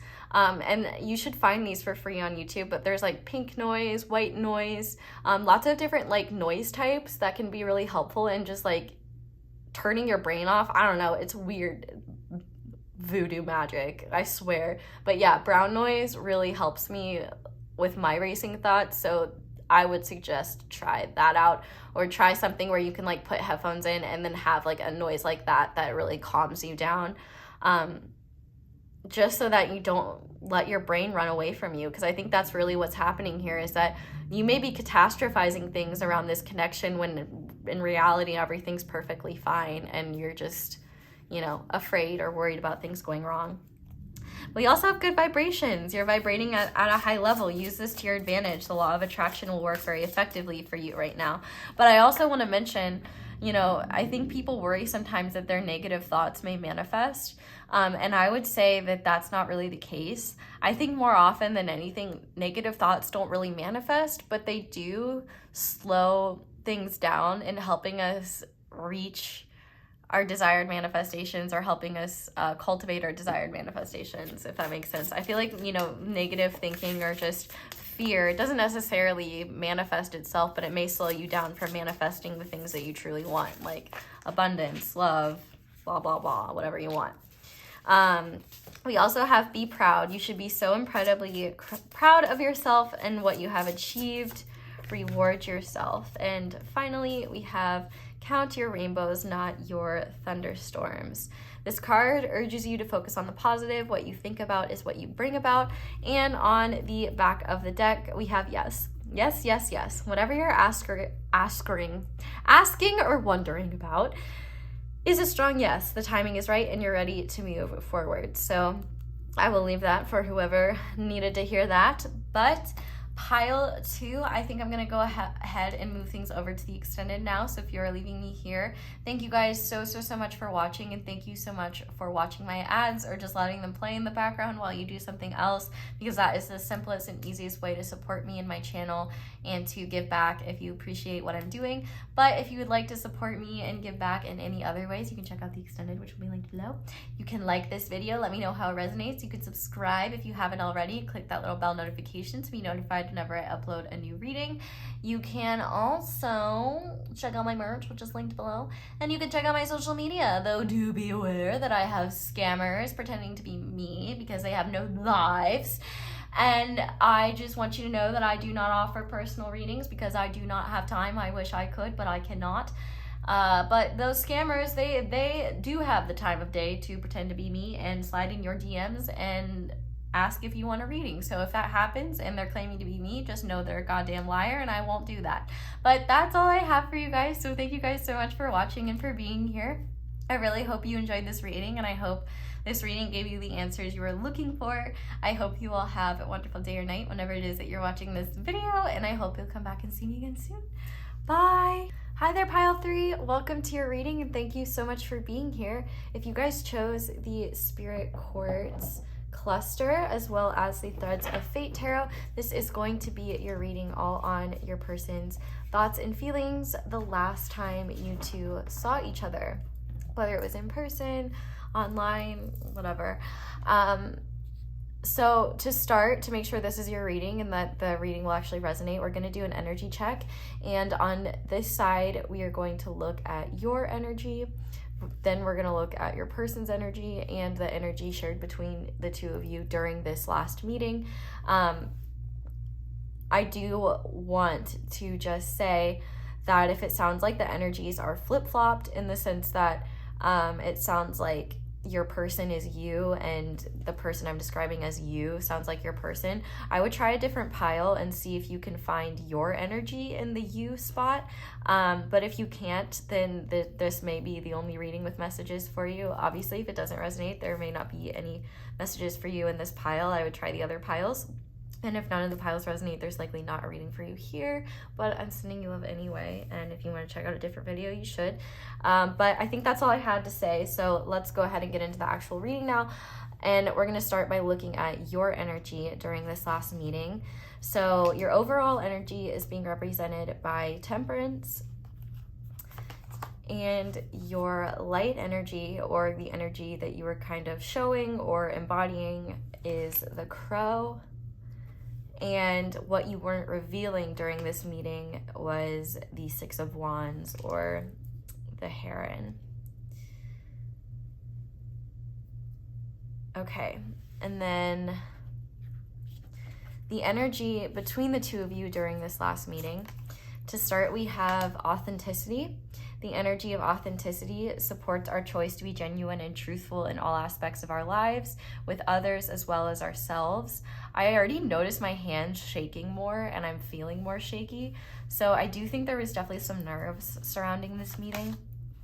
But we also have the Peacekeeper, equilibrium, objectivity, cooperation.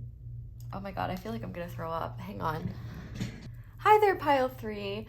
We need to talk about what happened to me. So it's 2 days later.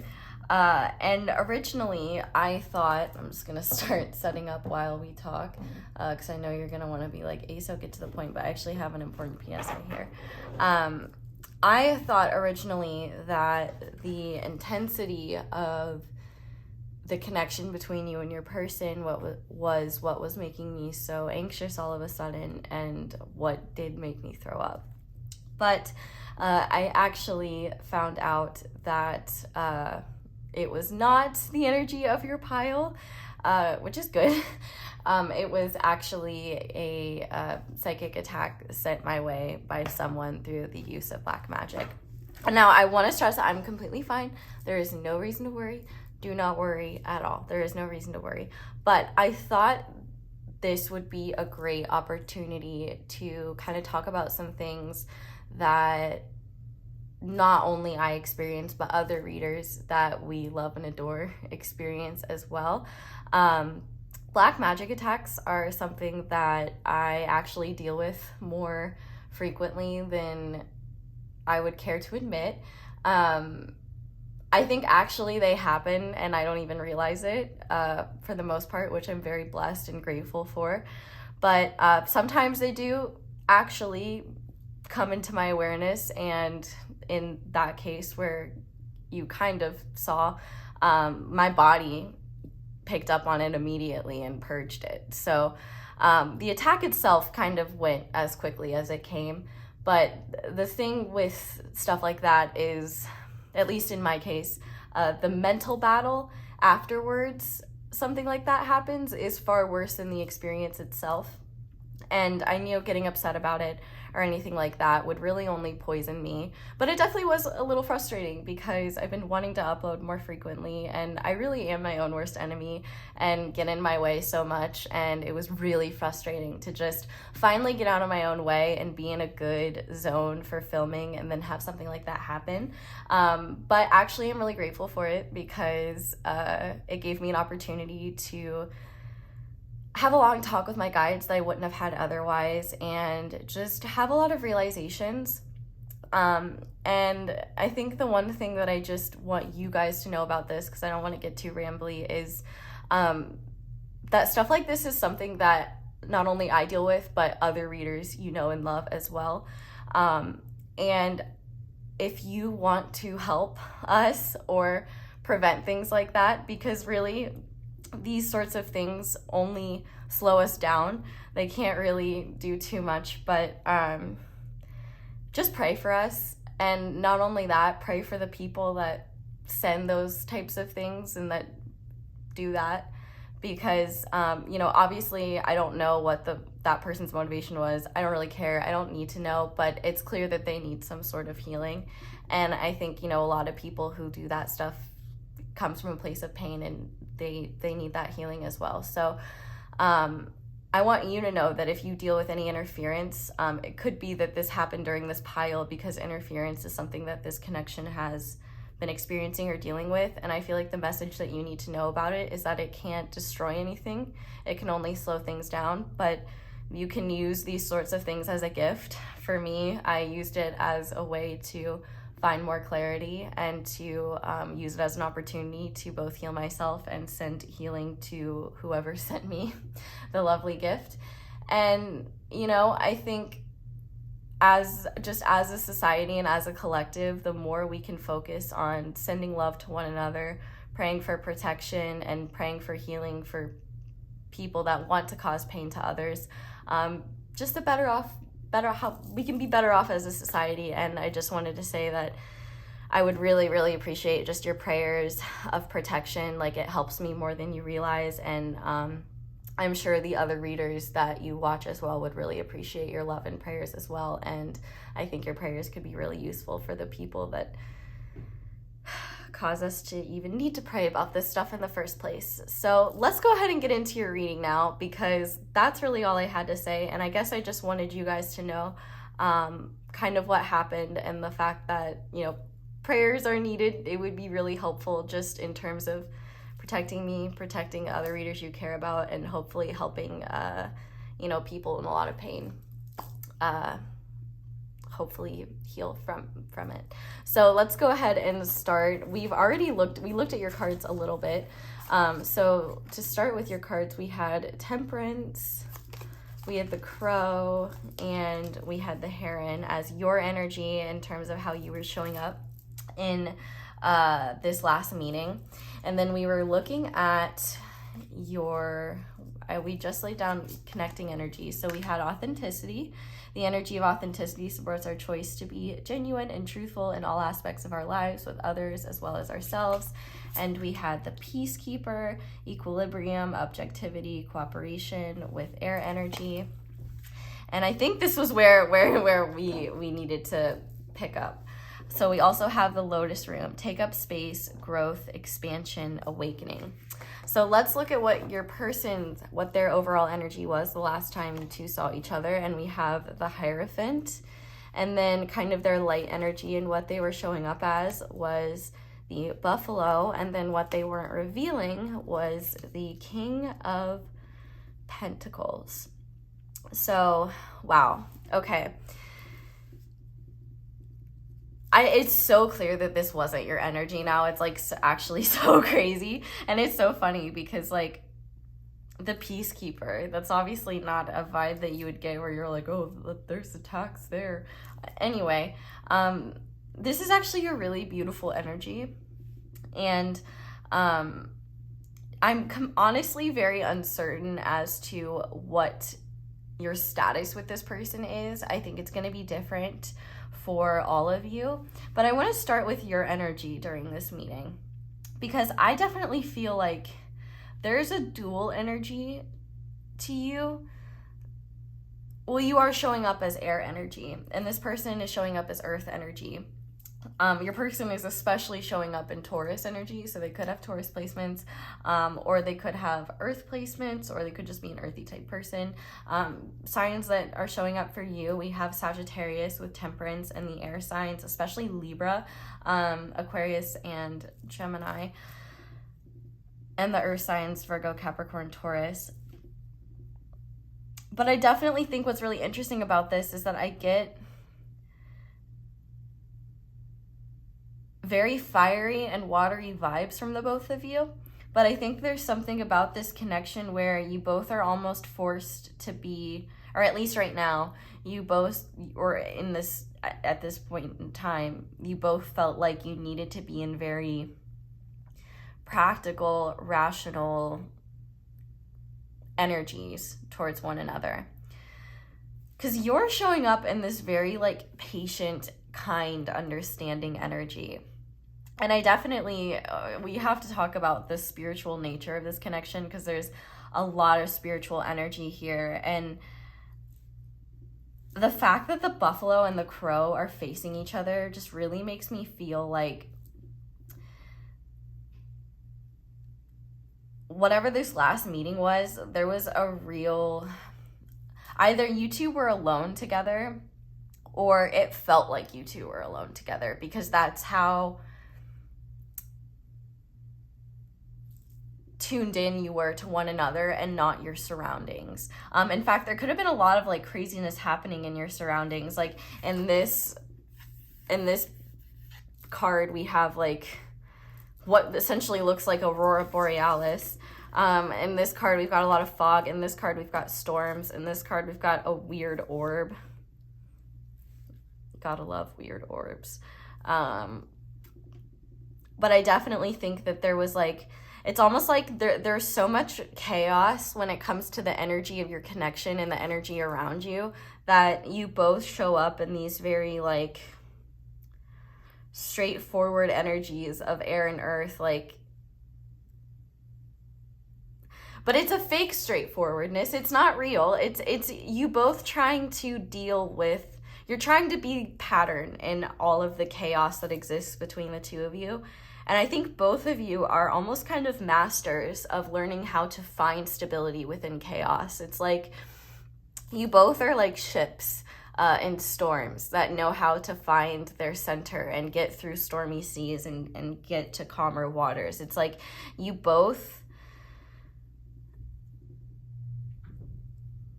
have some pretty heavy hitting energies. And I think there is an energy here of mutual respect and mutual adoration. I do feel like your person, they're showing up in all this earth energy. And I do think they may be more comfortable with the material plane. So they might be someone who's a bit of a workaholic. Obviously with the Hierophant, they could be traditionally religious or follow some sort of traditional religion, or they just could be someone who lives their spirituality. Like, they could be really ritualistic. But for others, like, I feel like this Hierophant isn't necessarily an energy that this person is in all the time, but it's like, I feel like it's what they're in around you, because I think they want to come through as very serious around you. Even though there's a lot of lighthearted energy here, the seriousness of like, this person has serious intentions towards you, I feel like, especially with the buffalo and the fact that we have the King of Pentacles here as what they're not revealing. I definitely think that this person, like when I think of their energy, it feels like a rock or like a block. And I think it makes your energy make sense, because your energy feels a lot more light, a lot more fluid, like air or water or fire, in the sense that it's not as like dense. And so I feel like this person may be someone who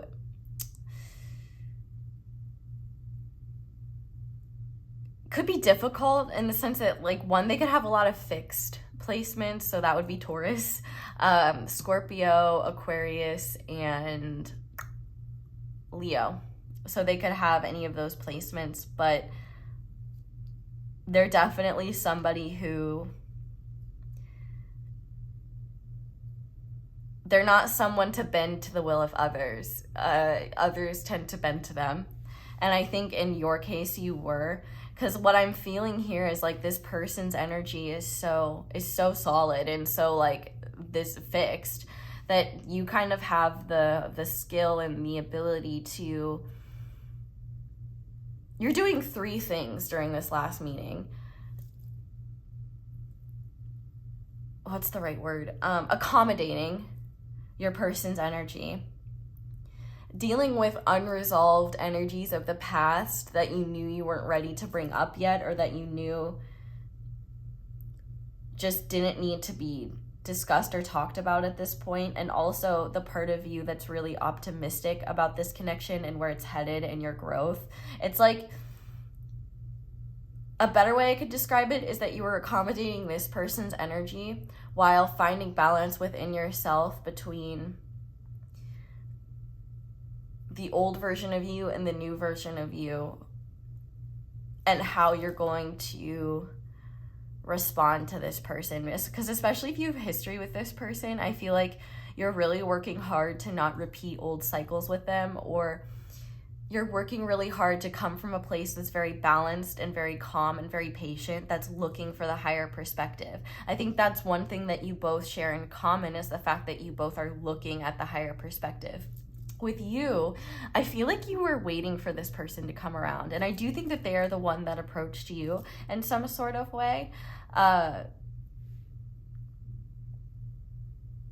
Although it could have been a mutual thing. I just feel like this person maybe takes the lead in this connection, or likes to take the lead in this connection, and they may be less flexible than you are. And I feel like with you during this meeting, it was like, I think you did an excellent job of being in the moment with this person and being yourself. It was like you were putting your best foot forward, I think, while also still being true to who you are. And I think that's the thing. That's what you both were doing. You were both kind of putting forth the person that you want to be, but it's not necessarily the person you are all the time. So in your case, you were coming through during this meeting as someone very evolved, in the sense that you were open-minded. You know, it's Sagittarius energy. It's philosophical. It's thoughtful. It's spiritual. It's combining different perspectives. It's giving higher knowledge. And for this person, they're coming through in a very traditional energy of, one, this can be partnership, commitment. So this could be your committed partner, or someone that you view as someone that you want to be in a commitment with. I feel like that's how they were wanting to be viewed if you're not in a relationship with them. If you are in a relationship with them, I feel like they were, the last time they saw you, they were taking that role of commitment very seriously. And I think they were trying to show themselves as someone who is solid and reliable, but also can meet you at your level.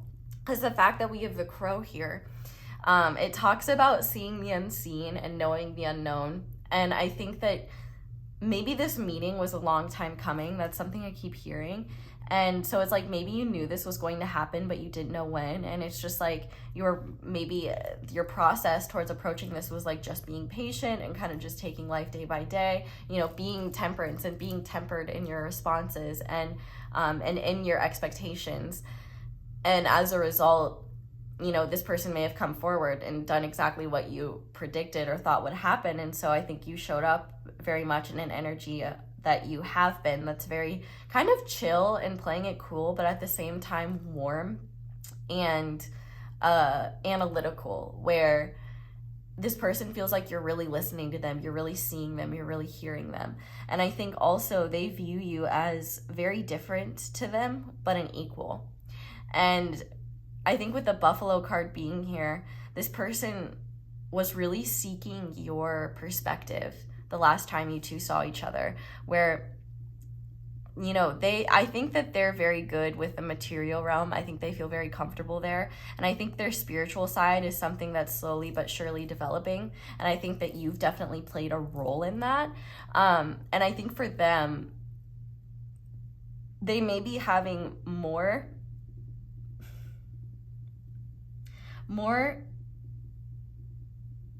psychic gifts come online, or a deepening of their spirituality could have happened recently. I caught myself burping a bunch a couple seconds ago. And so I do think as this person is maybe releasing the unhealed parts of themselves, or reintegrating parts of themselves they had detached themselves from due to wounding of whatever kind, I think now that they are starting to see themselves as a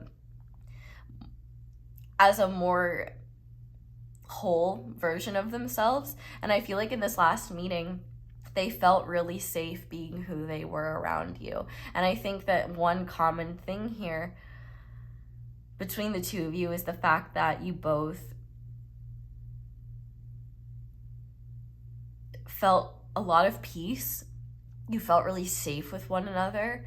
And I think that there was this deeper knowing that I don't think either of you talked about, but there was this deeper knowing of like, there's something really freaky about this connection. There's definitely something deeper to it. And with Libra energy coming out as the peacekeeper here, either you're already in a partnership and there was an awareness of we really are, we do make a good team, or like we could be a really powerful team. Or I think both of you are thinking about, if you're not in a relationship with this person, a potential partnership with them, or what a partnership might be like.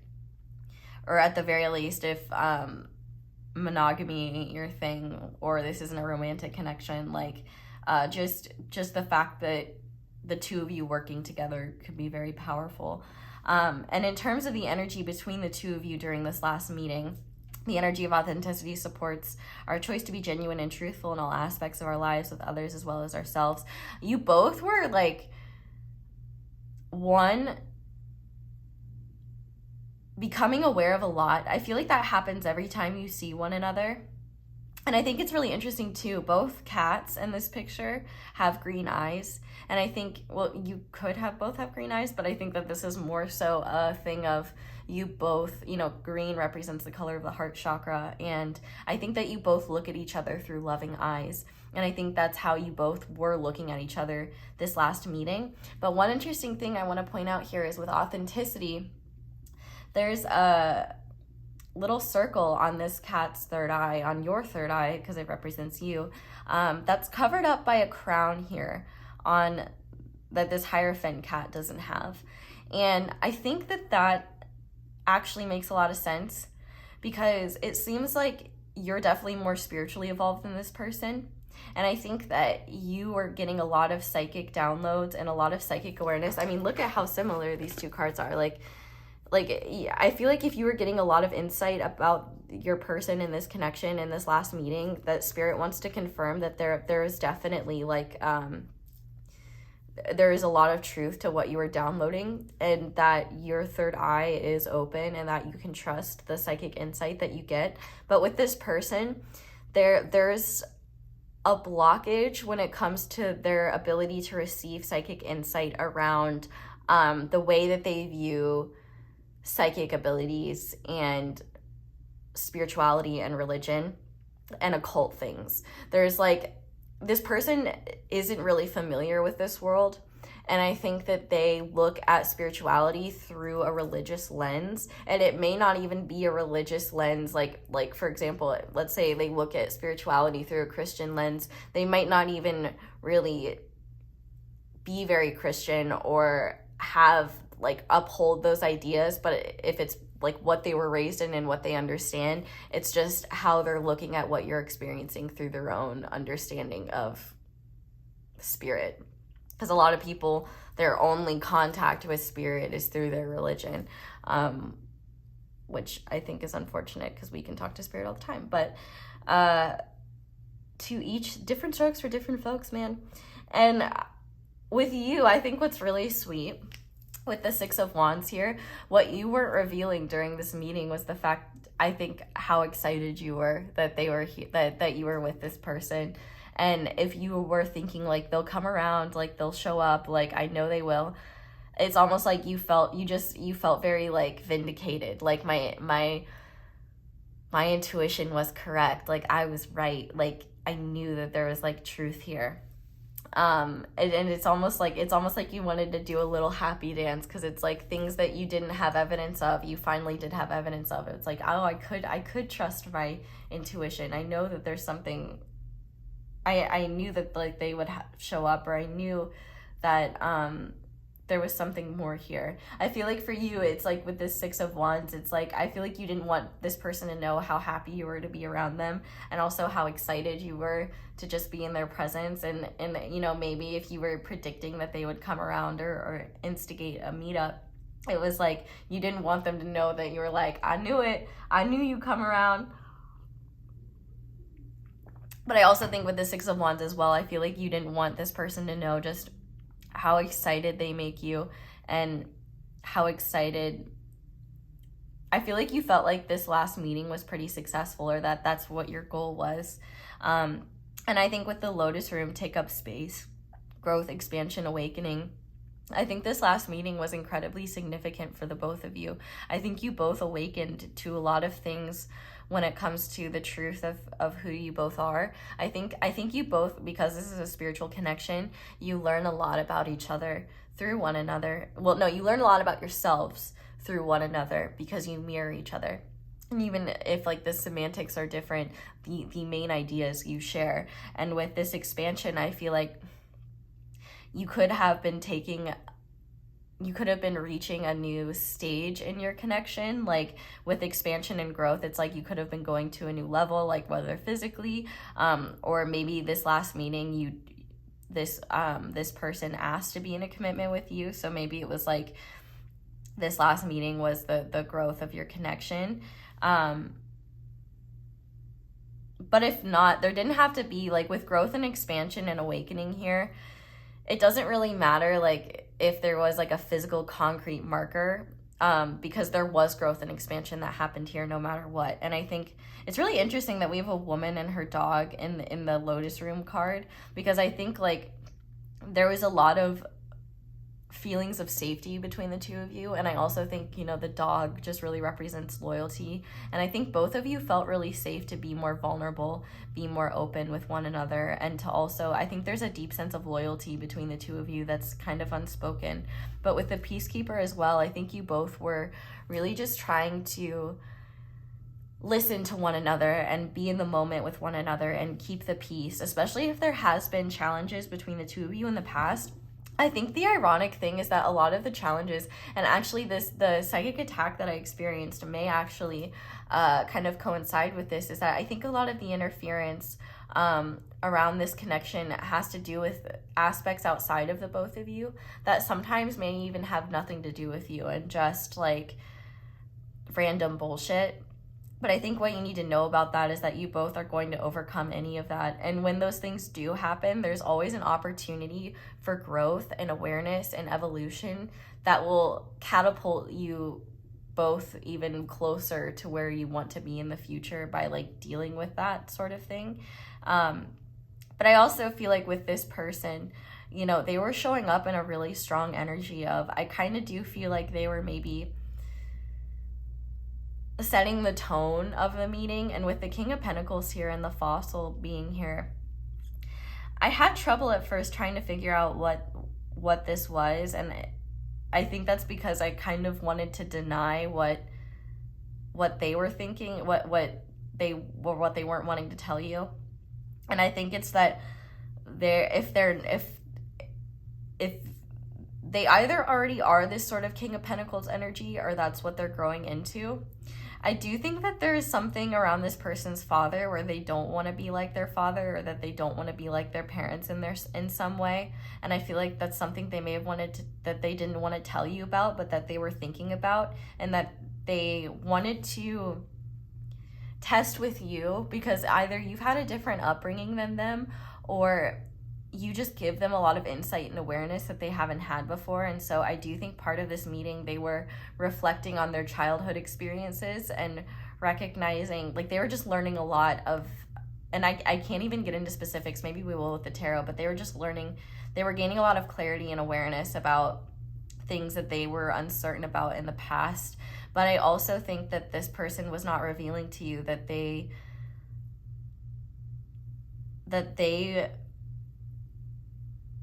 want to be a good partner to you, or that they're considering being a partner to you, or that they want to be your partner, that they want to be someone that you can depend on and rely on. And I think for those of you where this person wants to be that, but they're just not there yet, I think there was just an awareness of, okay, well, I shouldn't lie to them. I should just be upfront about what I can be upfront about, and then, you know, we'll cross those other bridges when we get there. But I think what this person was hiding is that they also feel a connection to you that runs deeper than just this lifetime.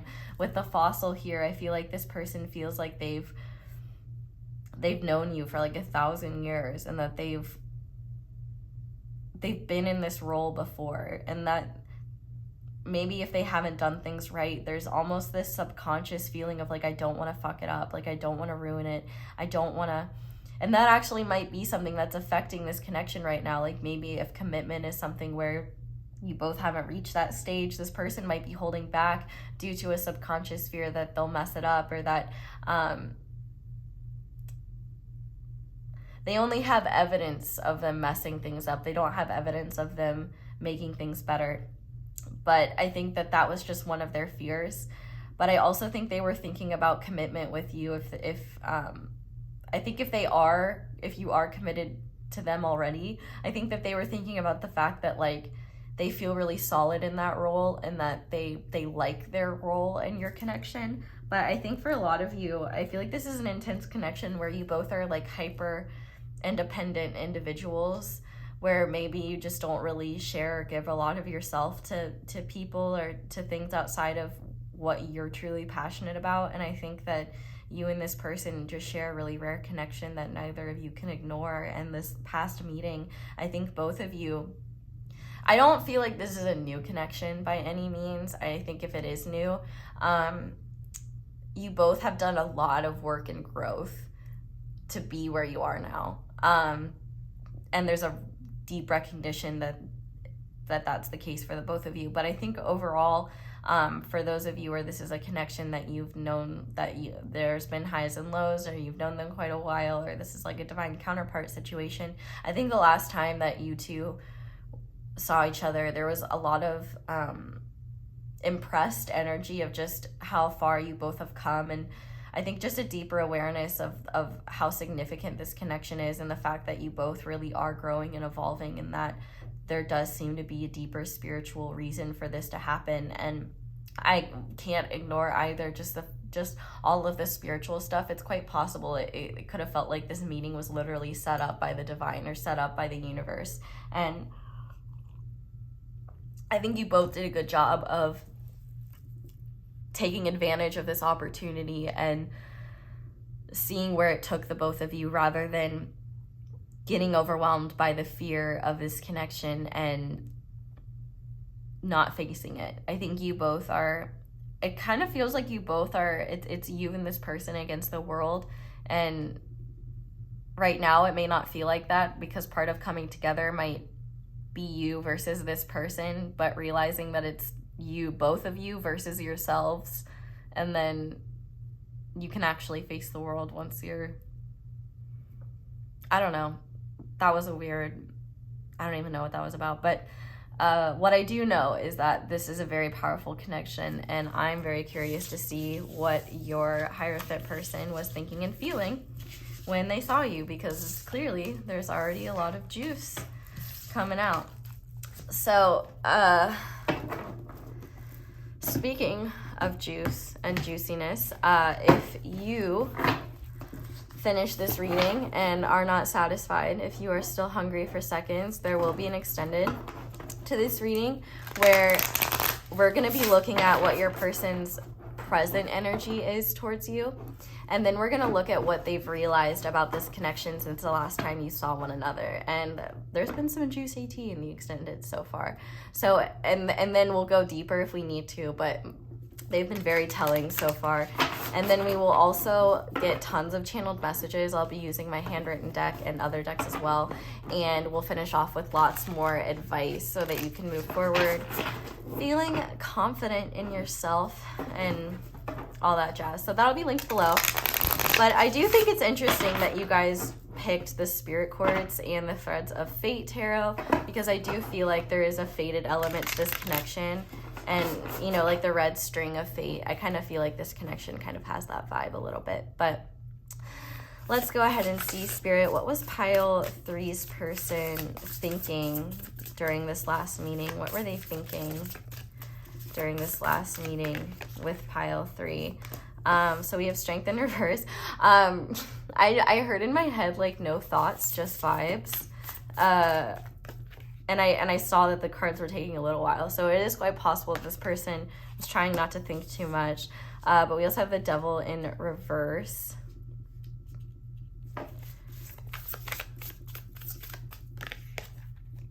We have the Ace of Wands upright. Oh my God. We have the Two of Swords upright. And we have the King of Swords in reverse. This is really interesting. Okay, what were they feeling then, Spirit? Okay, we have the World. Aw. What were they feeling during this last meeting, Spirit? We have the King of Wands. We have the Three of Wands. We have the Ten of Cups. Oh my God. Okay, one more, Spirit. We have Judgment. Holy shit. Okay. And on the back of the deck, we have the Chariot in reverse. So I'm going to tell you what this means, but I'm going to go pee first, because if I can tell that I have to pee, it is definitely going to get in the way of me channeling, and I'm not going to be able to finish. So I'll be right back.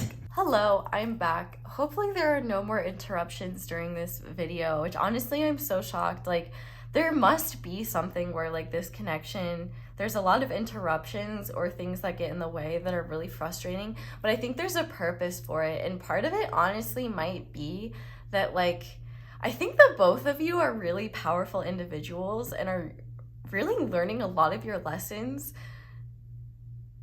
and the universe is trying to catch up with you guys. So I feel like you guys are kind of just spiritual superstars, and there might be something where maybe one of you has to slow down to help the other catch up. I don't know.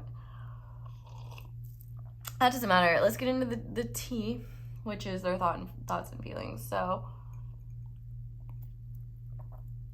last time they saw you, I would not be surprised if you two got it on in some sort of way, like physically, because that is definitely being seen here. So if you didn't, that was definitely on this person's mind a lot, and that's something that they really, really wanted to do. But this person's mindset is really, really interesting.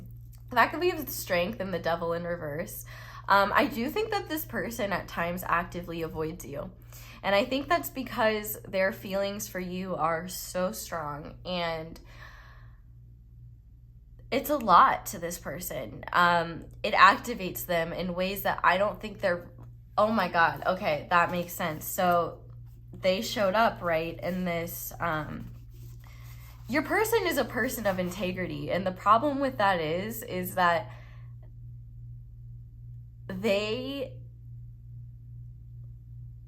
are still maturing, and part of the process of growing up is like they worry about getting older. And with the Fossil card being here, it's almost like you almost represent an ideal for them, or a stage of life for them that they thought they would never get to. And it's almost like, if you're not in a relationship with this person, it's like they see their next phase of life with you, and that's showing up here. And I think they've seen that for a long time, and it's almost kind of like they may have been and may continue to avoid you at times because they're very afraid of moving forward here. With the Chariot in reverse, it's like this person does have imbalances, and I think a lot of these imbalances often have to do with things around them. But I almost think that they like being that person that can come in and deal with that and help others instead of dealing with their own life, because it's almost like they're stalling from dealing with their own stuff. So in terms of what they were thinking, this last meeting, I definitely think that they were kind of beating themselves up. And this is, I don't like that they think about this way, but they almost have this ego response around avoiding you, where because you kind of make them feel things so intensely, and you make them feel things so intensely, and while that feels good, it's very scary for someone who likes to be in control. And this person was like realizing that they failed that night, in the sense that their feelings for you, or their desire to see you, was out of control. And they were aware of the fact that, like, I can't control this connection. I can't control how I behave in this connection. And with the Ace of Wands here, there could be a pretty intense, passionate connection here. And maybe for a while, this person really held back on doing that. Maybe that was the first time for a while for some of you that you've been intimate with this person. But this doesn't have to be physical intimacy, but I definitely think that this person was thinking about it. They really desired it, and that was definitely one of their motivations for seeing you. But it's not just like an, oh, I want to get laid. It's like, I need to be close to pile 3. And I think for them, and I can see it here in this King of Wands, is that I don't think they're the best when it comes to words. The fact that they showed up in this physical earth energy, I think even kind of further reiterates that. I think that they...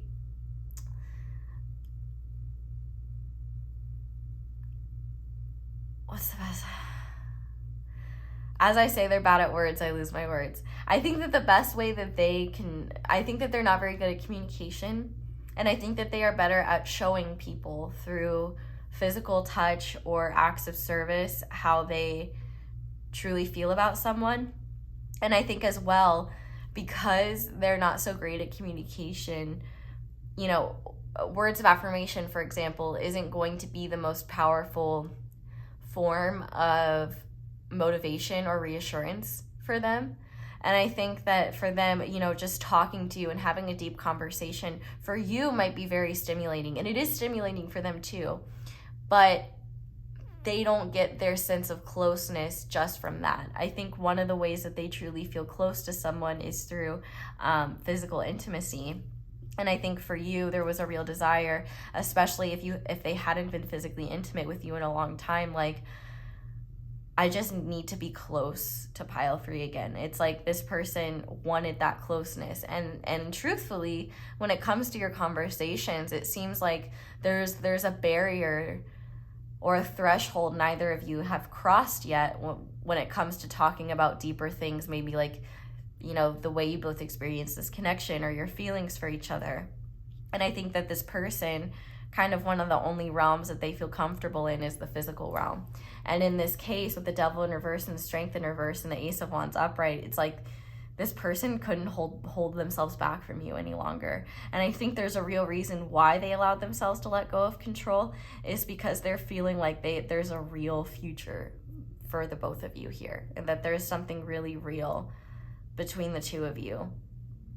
And I think with the Devil in reverse and Strength in reverse, this person was kind of wondering, like, why do I spend so much time and energy, you know, running away from pile 3 or trying to avoid the truth of this connection? I feel like this person views your connection with a lot of as a huge burden, because I think that you're on their mind all the time and they feel you all the time, and the strength of this connection is so strong and powerful that like it's just like they can't escape you. And I think that they were thinking that night, like they might have been beating themselves up, like, I can't believe I let go of control, what's gonna happen now. It's almost like they've really been in this mode. Like, I'm picturing someone trying to like put back together a dam that is about to burst, and it's like they're trying their hardest to keep all the water held back, but it's like it's gonna give no matter what. And it's almost like this person has almost been prolonging the truth of their feelings, prolonging the truth of this connection, prolonging how deeply it makes them feel, prolonging their awareness of all that. And I think that the universe may have kind of stepped in that night and kind of forced their logical mind out of the way and made, you know, their desires for you so passionate and strong that they like simply could not hold themselves back anymore. And I think too, there was an awareness of like they were just tired of, it takes so much energy for them to hold themselves back from you, is what I'm hearing. And I don't mean that just in a sexual way. And obviously, if someone was ever saying like, I just can't help myself around you, and not respecting your boundaries or your consent, they no get rid of no X. That this reading is not about that sort of person, and that is not a sort of person you should ever let into your space, because they clearly are someone who could hurt you, violate you, and also can't take no for. Please stay safe. And if someone ever uses that as an excuse, get away from them, please, and do not ever let them near or around you again, because that's not an excuse. That's not a valid excuse, and violating your boundaries or not having consent is not okay in any circumstances. Anyway, I definitely think that this last meeting was really powerful for them, and it was a lot more powerful in terms of their feelings than it was their thoughts. But I gotta keep going into their thoughts, because there was definitely anxiety when they were with you, and you may have picked up on that. You may have felt anxiety as well, but I feel like you did a much better job of learning how to filter it out and enjoy the moment. And I think that's because this person has a very dominant energy, like, and they likely are the dominant person in this connection, at least physically or in terms of engaging. I'm spilling tea all over myself, so I must be spilling tea in this reading. I'll take that as confirmation and try not to be upset about me ruining my new sweatshirt. But anyway, I think that there's also something to be said here that this connection is messy, and that's okay. Like, I feel like even though it's messy, I don't get a vibe like either of you have been abusive to each other or anything like that. I think there's been a lot of misunderstandings, a lot of chaos, a lot of interference, and a lot of miscommunication and no communication, and it has just left you both in this place of wondering, like, there's so much intensity to this connection. There's so much uncertainty around how the other person feels and what they want. There's so much fear that the both of you are aware of. And I think that this person really has been holding back from this connection, and they can't hold back anymore. Like, I mean, this is what's also impressive. The fact that all of their feeling cards are upright, all of them. And the only reversals are in their thoughts. And so there was a deep awareness the last time they saw you, especially with this Two of Swords here, because I'm so glad that this Two of Swords includes this image, because it's but the skeleton's eyes are blindfolded, but it's got a giant third eye that's wide open. And so this person had a powerful experience the last time they saw you, where they realized that their logical mind was getting them nowhere with the ruler of swords or the king of swords being here in reverse.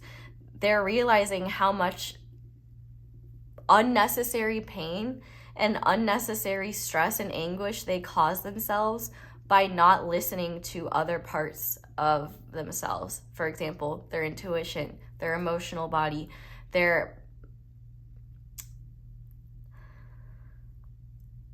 passions, things like that. That's a good word. And there was a real shift, a real awakening that happened for them. So let's talk about their feelings, because they're incredibly significant. And I actually think I want to start with the Chariot, even though this is a bottom of the deck energy. And I will say, for those who ask what the bottom of the deck means, typically I just use it as like a main idea or a shadow energy or something. It just kind of depends every single time, but it's usually the main idea or something that encompasses all the energies together, or something that is not being shown. And I think in this case, this is kind of the main idea of what this person was thinking and feeling with the Chariot in reverse. Is, I feel like, one, they didn't want their time with you to end. They were very grateful. I think that they were just, it was so nice to be with you. But I think at the same time, this person had this realization that they can't run from this connection forever. And something happened the last time that they saw you that created a deep imbalance within them, which I guess we'll have to look at this in the extended, but I'm sure it'll be part of what they've realized. But I think this person realized, like, that was their realization of, like, I can run from this connection, but I can't run from it forever. And that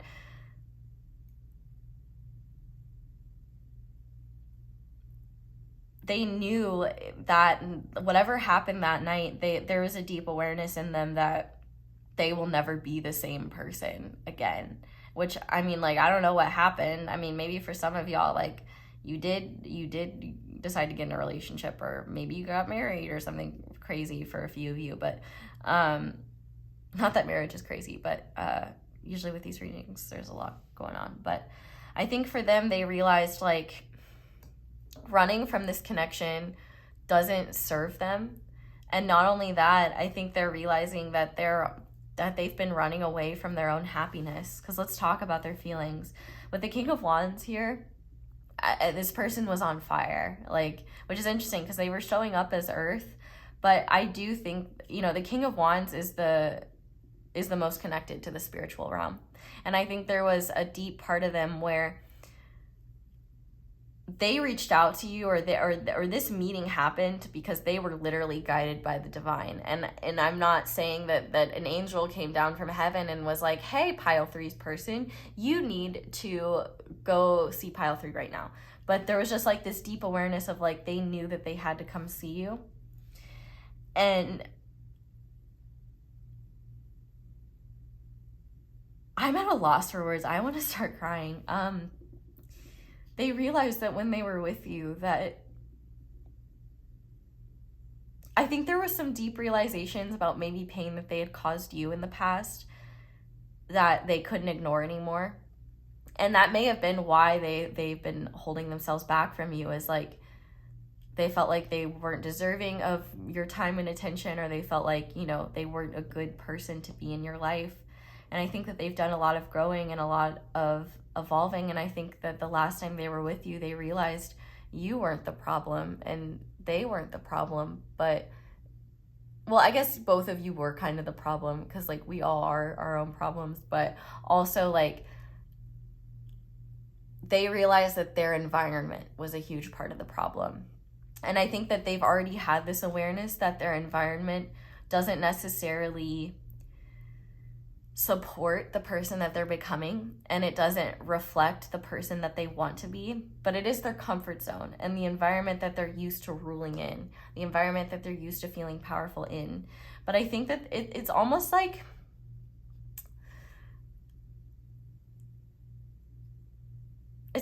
when you're graduating high school, and you're a senior, and, well, at least if you're in America, you would call it a senior.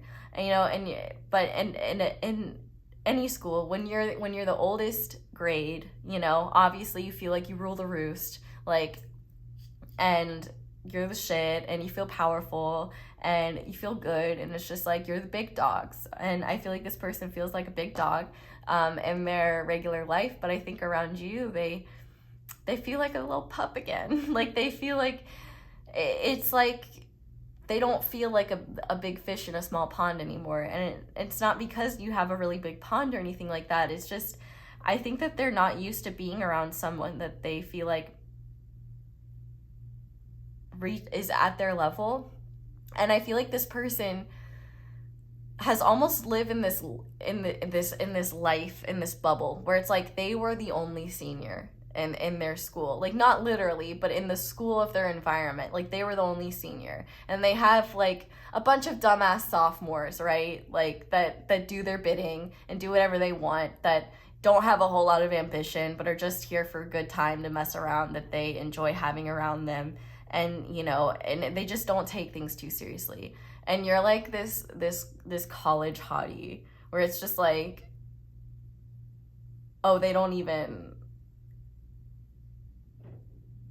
come into my world. Like they're in a whole other league. They're at a whole other level. And it's like this person knows that they should be in college, in the sense of like they should be at your level, but they've been actively holding themselves back and like sticking around in this high school level environment. Not that it's literally a high school level, but you know what I mean, just a less evolved environment. And they're realizing like, this is my comfort zone. I'm not growing. I'm not finding fulfillment here.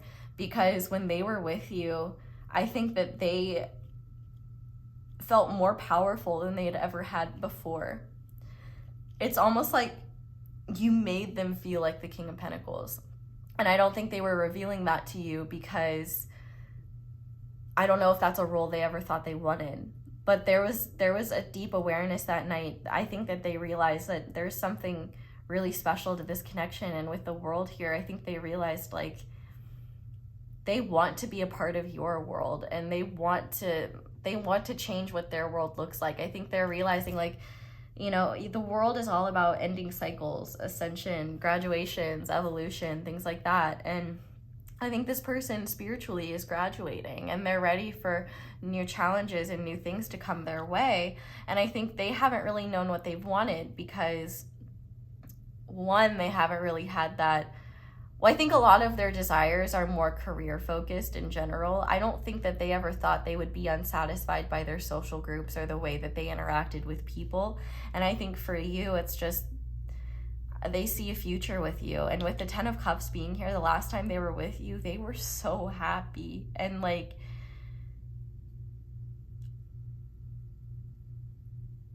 that's the thing. The fact that we have the 2 of Swords clarified by the 10 of Cups and it being thoughts and feelings, this person realized, I can't trust what my thoughts are telling me, because being with Pile 3 feels so amazing that I can't continue to pretend that these unsatisfactory, fickle, more egoic pursuits or things in my comfort zone, they're not serving me. And I think what they realized that night is like, I can't ignore the fact that like Pile 3 makes me incredibly happy. With the 10 of Cups, I've never felt more fulfilled. I've never felt more held. It's like they were completely present with you, body, mind, and soul. And I don't think that they ever experienced that. And that might be something that you don't experience very often either. And it's even interesting because we have these 3 layers of hands, and we have them here with the Judgment card as well. And I think that this person realized the last time that they saw you, there was no going back to how they saw this connection before the last time they saw you. There was deep awareness of, I do need to change. This person is really significant. And the Judgment card is essentially like going from 2D to 3D, like realizing that it's such crazy awareness. It's rapture. It's like the divine played a huge role in your last meeting. And I'm hearing Father Stretch My Hands Part 1 by Kanye West. But there was just like, this person saw the light and they couldn't deny it anymore. Like, there's a future here for the both of you, and the connection that you share is undeniable. But a lot of what you are a mechanism to help this person understand what's not working in their life. And I think that they were becoming very aware of that in terms of their thoughts. In terms of their thoughts, their thoughts were primarily focused on, one, how attracted they were to you, how badly they desired you. And I think that if you were physically intimate with them, they were very present in those moments. They weren't really thinking, other than like how awesome it was. But with the Devil in reverse and the Strength card in reverse, I think they were realizing, like, I'm not proving anything by denying what brings me happiness. Like, I'm not strong for denying my happiness, and I'm not strong for avoiding my fears and avoiding the things that excite me. And I think with the Devil in reverse here, this person realized, like, I can't tie myself to the things that don't fulfill me anymore. And with the feelings here, like, I can't get over this feelings lineup, because it's just like, this person, I definitely think that they were the instigator of everything that happened that night. And they were just very, like, they felt very empowered. They felt so powerful with you. I think they felt like so confident and so happy that things went well. And I think the only thing that this person was left with is like, well, I hope things stay like this. Or they were left with this idea of like, I can't listen to what my brain is telling me anymore because it's objectively wrong, because I'm experiencing it physically, and there's something really deep here and something really special. And I think this person realized, like, I've got to change how I look at things, and I've got to start being okay with being uncomfortable. Because I think what this person realized is, like, they were viewing being with you as like something that would make them miserable, something that, you know, like, especially if they viewed you as like an ideal, like, romantic partner or something, they might have viewed you as like authority or something like that. Like, an example I would use, like, for me, I have ADHD, and so I hate schedules, I hate routines, because to me, I view them as authority, as like trying to tell me what to do. But as a person with ADHD, I thrive on routines and consistency, and kind of need that. And so it's only when I kind of surrendered the ego of like, why should I listen to a damn routine? I can do whatever I want. And I realized, oh, this actually helps me so much and gets rid of a lot of my anxiety. I realized, maybe I should have just told my ego to shut up in the first place. And I think in your person's case, they're realizing that their ego's been lying to them, in the sense that this connection with you makes them incredibly happy. And not only that, gives them passion, gives them purpose, makes them excited for the future in ways that their current life doesn't now. I think they feel like you both work really well together. They see a future with you, and they like the world. They love you. They love the world that you've cultivated for yourself. And I think what they've really realized is that you two could cultivate a world of your own that could be something so beautiful and so special that they can't ignore that truth forever. And I think what they also realized is that they may have thought that they only fit into their world, but I think what they realize is that they fit really well into your world. Maybe not the people around them, but they do. And I think that's what made them realize that maybe they are ready for a different type of environment. Maybe they are ready to be around different types of people and live life with different types of connections. Especially, I don't think they've ever had a positive romantic connection before that was really loving and fulfilling. And I think that they see that they can have that with you, and that's really scary. And I think that really overwhelmed them. And so they just tried not to think about it and tried to enjoy and embrace all the good feelings that they felt when they were with you. I don't think they wanted the time that they had with you to end. And whenever they did leave, I think it was very begrudgingly. But more than anything, I think that there was just this overall understanding of, I can't ever come back from this. Like, I'm seeing like not Ron Burgundy, Joe Exotic, saying, there is no way I will ever financially recover from this. And it's like, that's like your person, but it's like, there is no way I will ever emotionally recover from this, in the sense that like they know that, like, I think part of the reason also why they avoid you is that their feelings for you are so strong that it's like I think they worry that they would not be able to recover if something bad happened between the two of you. But I think what happened this last time was that they realized, like, the energy between us and the space that we share together is so harmonious and so beautiful and so beneficial for the both of us. I can't deny this any longer and avoid this out of fear. And I think what they were realizing is that their ego has really been lying to them a lot, and that they can't continue to allow it to rule their perspective on life, because otherwise they're going to push away all the good things that make them happy and be moving towards a future that's not aligned with their truth. So that is what I am getting in terms of their thoughts and feelings. So let's go ahead and get into advice now for you. And we're going to start by looking at what you should surrender when it comes to this connection, or just in general. But Spirit, what does pile 3 need to surrender? Okay, so we have surrender to silence. In quiet meditation or contemplation, let go and enter the stillness within. Silence can heal and replenish you. And I think also Spirit is saying that this person may need space sometimes to kind of just process things when it comes to this connection, because the connection is intense and very powerful. And I think that they definitely just need time, to process things on their own. And I think that you might get overwhelmed by that. And I think Spirit is saying, like, it's okay for things to be silent for a little while. It doesn't mean that things are wrong. It's just, people need time. But I also think that if you're feeling really unsure about this connection, surrendering to silence, I think, could remind you of the truths that you know within your heart and intuitively. We also have surrender to the magic of who you are. We all have magic in us, even the mundane aspects of life. Remember that you are a magical being with uniqueness and worth that come from just being you. I totally agree with that. And I think the more you surrender to the magic of who you are, the more it could help this person surrender to the magic of this connection. We also have surrender resentments. Holding on to resentments only poisons you. Try to forgive others for their shortcomings and keep moving forward toward positive situations in your life. Yeah, and that's actually something, that was kind of what I was saying in the beginning, is, holding on to anger when people get in your way, or it's just holding on to resentment only poisons you. And I just think that's really true and a good thing to remember.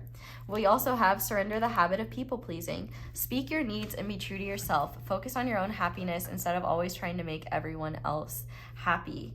And on the back of the deck, we have surrender denial. Accept people and situations exactly as they are, without denying the difficulties. Then you can see things clearly and make the best decisions. And I think the one thing that you need to surrender to denial about is probably your feelings for this person, because I think you both have denial about this connection and denial about your feelings for each other. And I think Spirit's saying, like, stop it, get some help. Okay, let's see. Spirit, what positive guidance do you want to finish pile 3 off? Forgive, whether in person or in your mind. Forgive and move forward. The only person you're hurting by holding on to resentment is yourself. So I definitely think, and this is the last time I'm going to bring this up, but I definitely think it makes sense that the person, whoever did black magic on me, like, what happened during this pile, because it is so easy to feel resentment for people that do that. And I've definitely struggled in the past, like, when things like that have happened, to not let it get into my head, because it definitely has. And I think that this past time, I really saw my own growth, just because it was immediately, I was very angry and very frustrated. And it's just like, dude, like, seriously, like, I'm just trying to stay in my own lane and do my own thing. Like, why do people have to get in my way?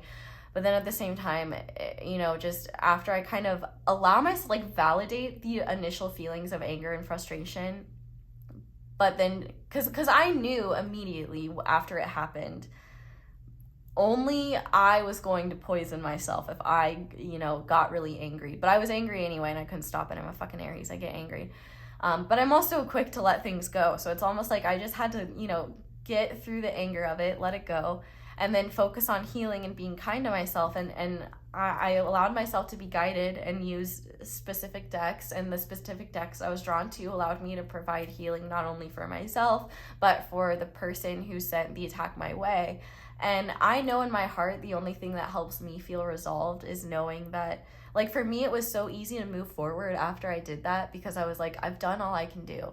And even though my ego may not be satisfied with that, because my ego is like, no, like, screw that person. Like, I can't believe they would want to hurt us. Like, who the fuck do they think they are? Like, why would they get in the way of my bag and, like, my shit? And, like, who, like, that's my ego. And she doesn't like that. But my heart knows, and my heart reminds me of this, you know, hurt people. And it's the people that hurt us are the ones that need healing the most. And so even though my ego is like, fuck that person, and like, can't believe they thought they could even touch me, it's like, I know in my heart, like, I'm only gonna stress myself out, work myself up by allowing my ego to go off on some angry rant.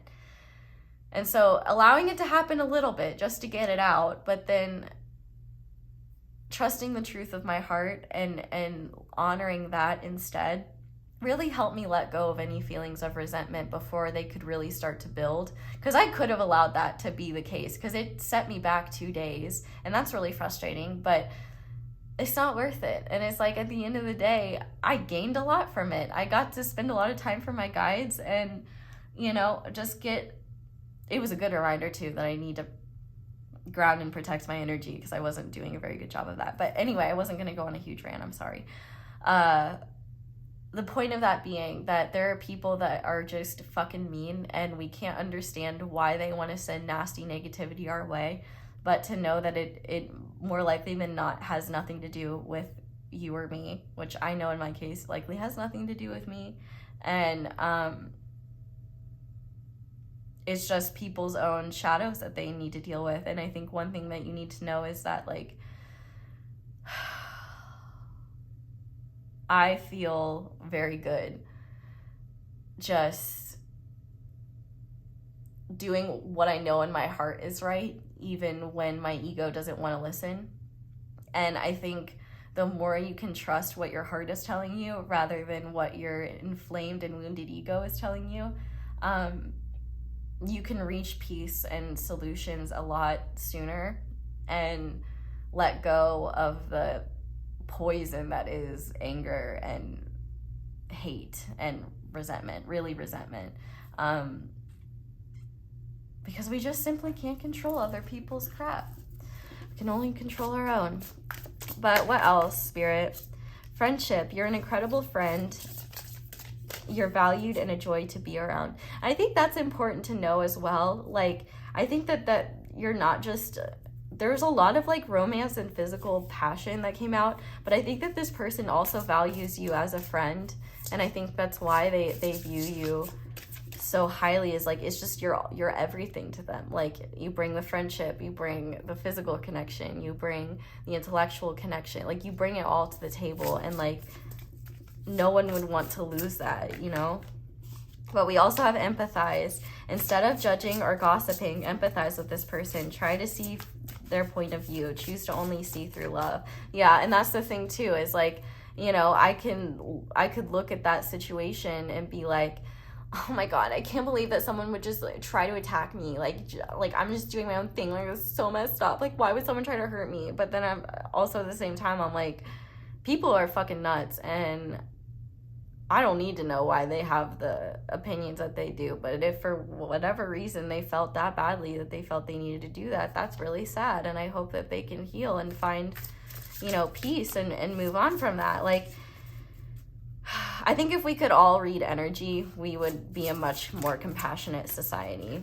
If we saw what people really went through, I think it would be a lot easier for us to not let our egos run the show. But we also have focus. Remain completely focused on exactly what you want. The best is yet to come. And I think that's very important when it comes to this connection. Focusing on what you want to happen here and not focusing on the past and what went wrong, but instead focusing on what could go right and what you want to happen. And this is beautiful. Have unwavering faith. It's comforting to know we can lean on a power higher than us. Have complete faith that your desires and needs are being taken care of. So I think that that's really also what you just need to do when it comes to this connection. Forgive, friendship, empathize, focus, have unwavering faith, in the sense that look at yourself that way and do that with your person. And I think that things will continue to grow in a more positive direction, and it might happen slowly, but I think that slow and steady will really win the race here. So pile 3, I am finally going to leave your reading here. Thank you guys so much for watching all of that, and thank you so much for watching my ads or letting them play in the background. That is the simplest and easiest way to support me and my channel. But if you'd like to support me in other ways, you can like this video, you can comment down below, let me know how it resonates. You can subscribe if you haven't already, and click that little notification bell to be notified whenever I upload a new reading. You can also check out my merch, which is linked below, as well as my social media, though do be aware I have tons of scammers that pretend to be me and impersonate me. So just know that I will not offer you a personal reading on Instagram. I do not offer personal readings. I can barely text my friends back, and I only have one Instagram account, and to get there, go from my YouTube channel to my Instagram account. It is at Really So Tarot, REI, but obviously the scammers try to get account names that are close to that, and yeah, so just be careful. But that's all I have. So thank you guys so much for watching, and thank you so much for letting me talk so much in your reading today. I hope that it was helpful to you. I'm sending you guys so much love. I hope you all have a wonderful day or night whenever it is that you're watching this video, and I hope you'll come back and see me again soon. Bye! Hi there, pile 4. Welcome to your reading, and thank you so much for being here. If you guys chose the clear quartz with the cute little rainbow in it and the mystical dream tarot, this is going to be your reading on your person's thoughts and feelings from the last time you two saw each other. Now, to make sure this is your reading, we're going to do an energy check first, and it is my intention for this stack of cards on the left, to represent you, and the stack of cards on the right to represent your person, and the stack of cards in the middle to represent the energy shared between the two of you. Oh my god, I had to restart your pile because I just couldn't talk right, and I realized the reason why is Spirit was trying to stop me from embarrassing myself, because I said this was right and this was left last time, and yeah, so I hope it makes you feel better about yourself. At least you likely know your left from your right intuitively, because I do not, and I'm bad at it. Anyway, if you find that it seems like things are flip-flopped, like the you pile sounds like your person and your person sounds like you might want to try a different pile and see if you can find it where it sounds like you in the you pile. But if not, it may just be that you're meant to hear the reading from your perspective or something else. But obviously if it doesn't resonate, don't try to force it. And if this pile doesn't resonate, feel free to try another pile or another video if it doesn't, or just go about your day. I'm sending you love no matter what. But let's go ahead and start by looking at your energy during this last meeting. So to start, we have strength. We have the golden egg, which is a spirit card. And we have, oh, and by the way, this card, it represents what you weren't revealing, and same for your person, what they weren't revealing during this meeting. So for you, we have the 4 of Pentacles. So the golden egg represents the heart chakra, and strength can be symbolic of Leo energy, but just certainly doesn't have to be. And then in terms of your person, the energies that they were showing up in during this last meeting, we have the Magician, we have the Eagle, and what they weren't revealing, it was the Tree, which is strength in this deck. So that is very interesting. Okay, so let's go ahead and look now at what the energy was between the two of you the last time you saw one another. We have integrity. The energy of integrity supports our choice to be consistently truthful and honest while being guided by high moral standards. I'm gonna push these up. We also have mushroom dimension. Everything is connected. Connection, magic, openness. And we have the builder. Discipline, practicality, achievement, and the sign of Capricorn. I definitely think you both share a lot of qualities that I think are rare in a person. One being integrity in general. I definitely think that you and this person have a high level of integrity and also a high level of ambition. And I want to start by looking at your energy during this last meeting because, first of all, I think it's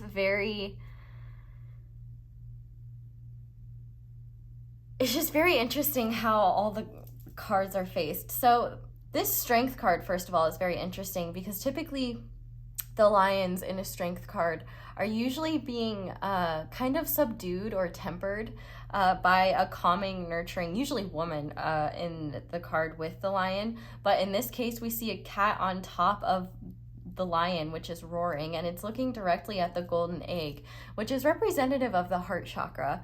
So I feel like during this last meeting, it's likely that you probably couldn't hold back your feelings, or if you were, it was taking all of your effort, because with the Four of Pentacles card here, it's really interesting seeing it being represented by the witch.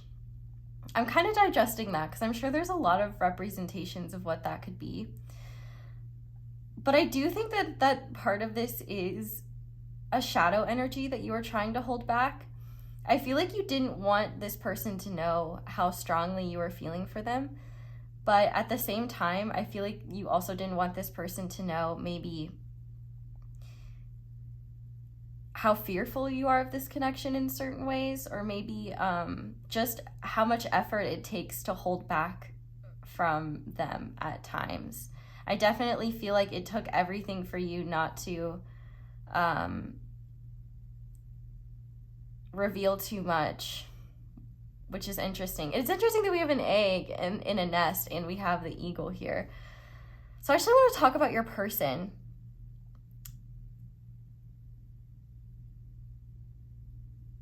Because your person is really interesting. I definitely feel like during this last meeting, they were kind of going with the flow. I feel like you were setting the tone more. At the very least, like in this setup, I would be willing to bet a couple people that pick this pile will feel like the energies are flip-flopped. But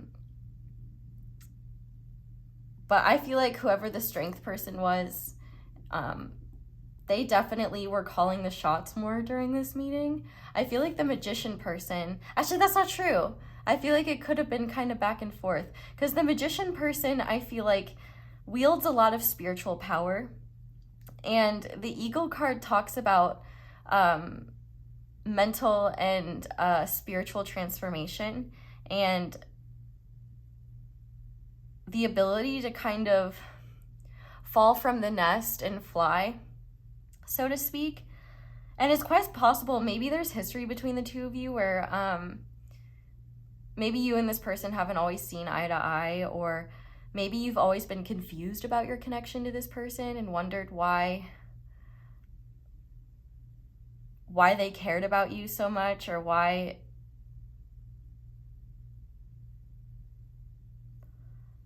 you couldn't seem to let go of them. I definitely feel like during this meeting, they were just prepared for whatever came their way with you. I feel like there's a part of you that's a little bit wild in the sense that you have primal instincts, especially when it comes to matters of the heart, that it's hard for you to hold back and it's hard for you to stay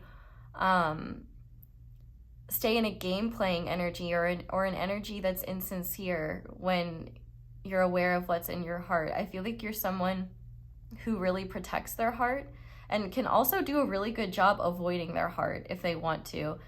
But I feel like during this last meeting, I feel like this meeting may have happened because you couldn't hold back from this person in a way. If you were the one to instigate it, I definitely think that like this meeting aligned and worked out because you were coming from a heart-centered place where you truly, I feel like, wanted to just show up and be with this person and honestly in a practical way. Because the interesting thing about this meeting is the fact that one, we have 25 and 52. I just noticed that.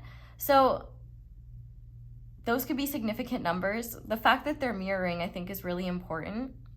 I feel like you both were showing up very authentically, but I think that you both did a good job still playing it a bit cool. The magician person, I feel like the fact that your person is being represented by the magician and by the eagle, I think they've already learned a lot from this connection. And I think that their feelings for you and their love for you runs really deep. The fact that we have the tree and strength here and you're being represented by strength, I think that they feel like your connection is deeply rooted. And I think that they've already seen and learned a lot from this connection and freed themselves from a lot of things karmically that, you know, they were meant to heal themselves from. I just think this person is incredibly powerful, and they're at this point now where they recognize their power as well. And I think they're also unafraid of facing intensity and powerful things now. And the intensity and powerful things that they've been faced with in terms of you has been a lot.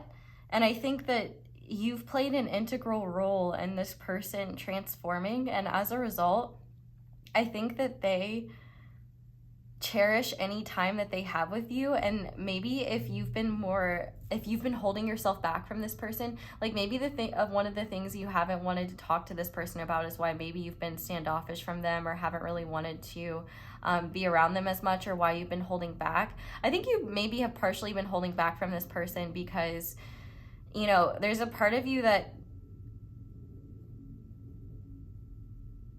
worries that if you interact with this connection that you'll ruin it.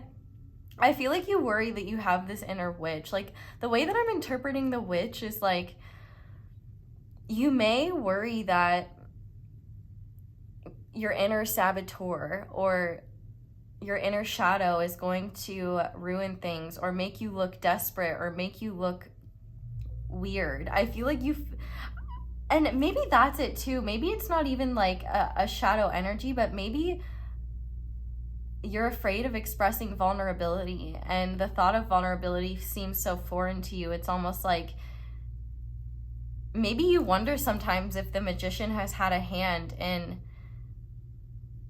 controlling your feelings for them. Like, I wonder if you've wondered at times if that your person has like done witchcraft or something. I feel like I need to tell you that that's not the case. This is just a really powerful connection, and it's likely you're just finally awakening to it, and like the strength of it is just getting so strong that like you can't hold back anymore.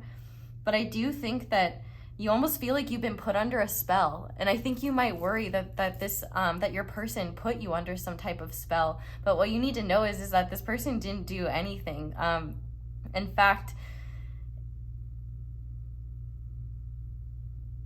this person is here to help awaken you more than anything and help you build into the version of yourself that you're meant to become. And I think last time you two saw each other, I think maybe you started to realize that.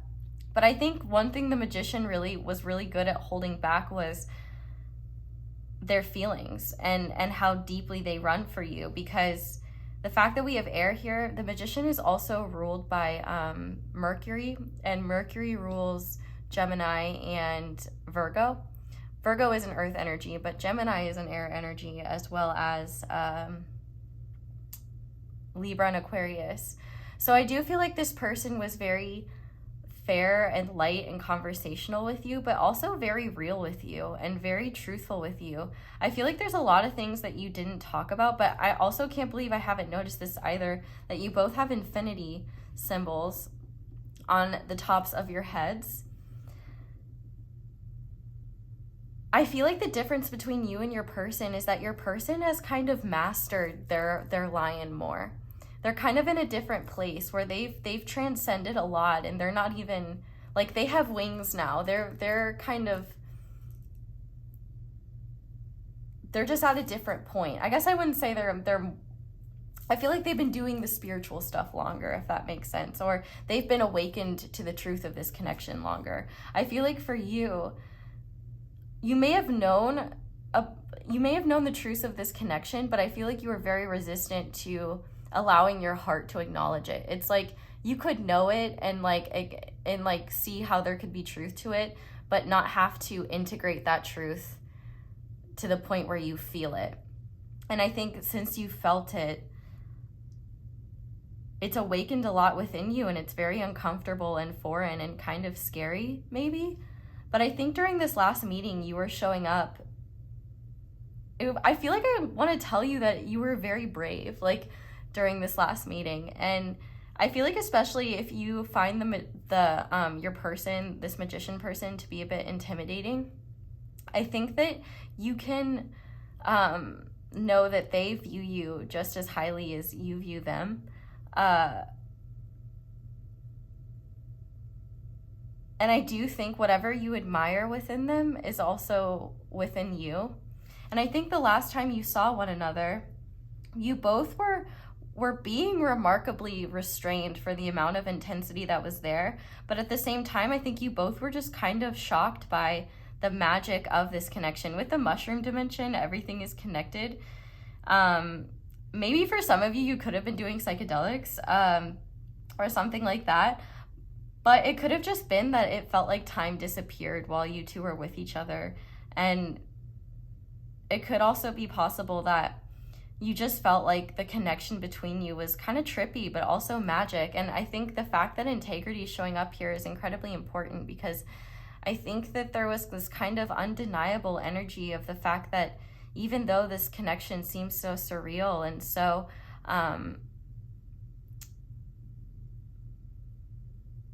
otherworldly, they were right there. It was very real. It was honest, and it was real, and that's what also makes it so unreal. And I think you both were kind of, during this last meeting, trying to be as practical as you could and as non-emotional as you could both be with one another. I feel like there's a level to the both of you where you want to show up with your best foot forward and play things cool. But I think you both could subtly feel the genuine compassion for each other and the genuine desire to connect with each other and the mutual recognition of a positive future together. I think that you were very aware of the fact that this connection is something special.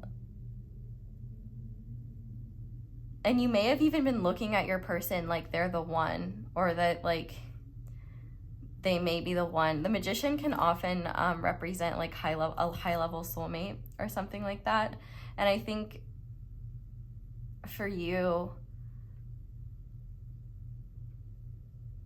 the last time you two saw each other,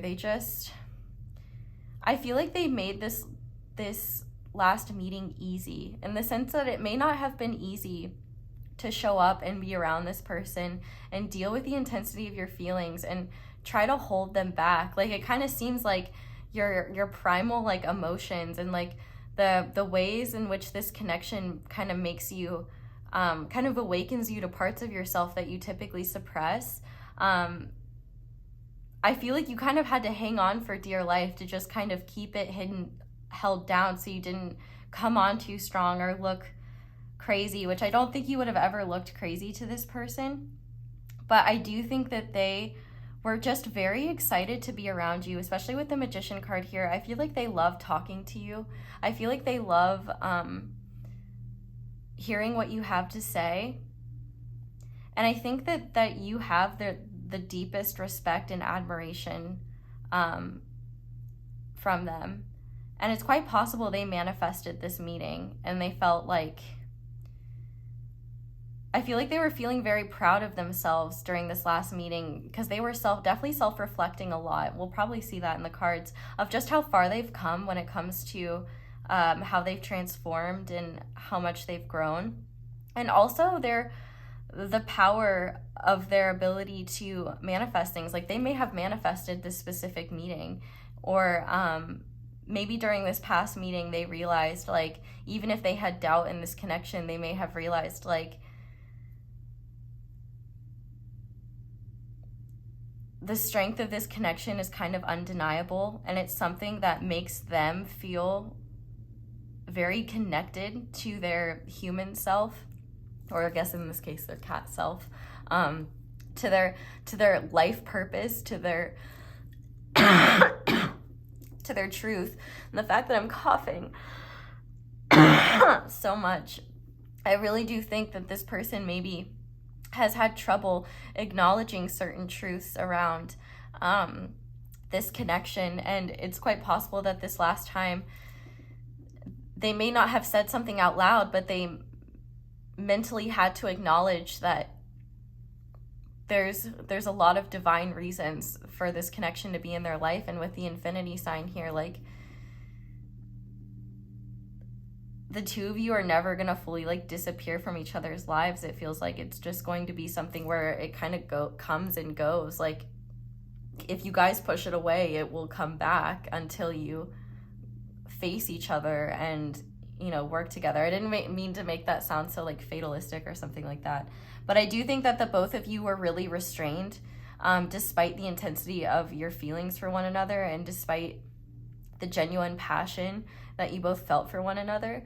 I do feel like the magician person knew in their, like, deep in their soul that, like, this last meeting was meant to happen, and I think it confirmed to them a lot of truths about this connection that they knew intuitively, but maybe just needed more confirmation in the physical to know for sure. And I think for you, there was a significant heart awakening that happened, where it's like you could no longer deny your feelings, and it's almost like your maybe more primal urges may have betrayed you, and you couldn't hold back from this person any longer.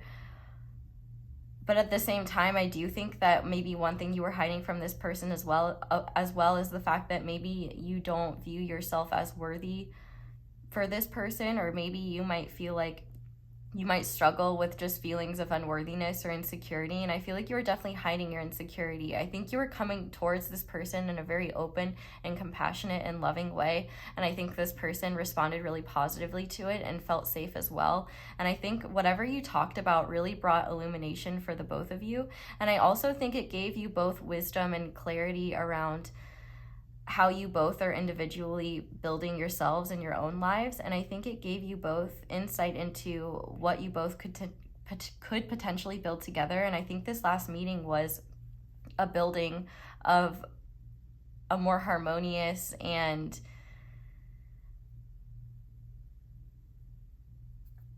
free-flowing connection than it has been in the past. So if that resonates, I hope that made sense. Let's go ahead and see what your person was thinking and feeling. This is the only pile where I've picked up this vibe. Like, it seems like there may be a greater amount of you that feel like things are flip-flopped. So I don't know. I guess you'll have to let me know what your situation is, and maybe test and see if there's any other piles that resonate. But while I shuffle and get your person's thoughts and feelings ready, I quickly did want to mention that if you finish this reading and decide you are not satisfied and hungry for seconds, there is an extended linked down below. And in this extended, they have been very juicy so far, I might add. They've all been like 30 minutes long, very good, very in-depth, very illuminating. I found all of them to just be fun to film, and I would say definitely fun to watch. But what we're going to be looking at is first your person's energy towards you now, and by now I mean the moment in which you're watching it, because this is a timeless reading. And we'll see just what their energy is towards the connection. And then we will look at what they've realized about this connection since the last time you two saw each other. And that has been very juicy and very revealing. But if we look at that and I feel like there are unanswered questions or we need to dive deeper, I definitely will, especially because this is pile 4. It's my last one. So I got nothing to hold back. And then we will get tons of channeled messages, and we'll get tons of advice and channeled messages from Spirit as well. So if you're interested in that, feel free to check that out down below. I'm going to give these one more good shuffle, and we are going to get into it. So, Spirit, what was pile 4's person thinking the last time they saw pile 4? Okay, we have the 4 of Cups. That's interesting. We have the... I forgot this was one of those. This was one of those decks. I'm gonna have to look in the book and make sure I know which one each is. I think the Dreamer is the Page, but I don't know. Or it's either the Page or the Queen. I really don't know. But what else were they thinking? Spirit, we have the 3 of Wands in reverse. We have the 3 of Swords upright. We have the 9 of Swords in reverse.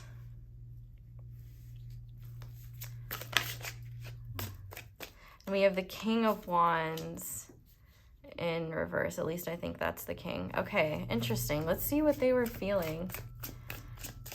Spirit, what was pile 4 feeling?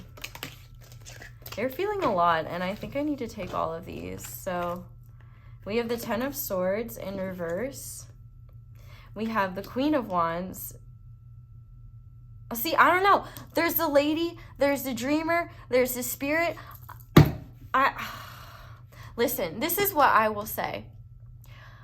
It is objectively fucking annoying to have to deal with this kind of stuff where it's not...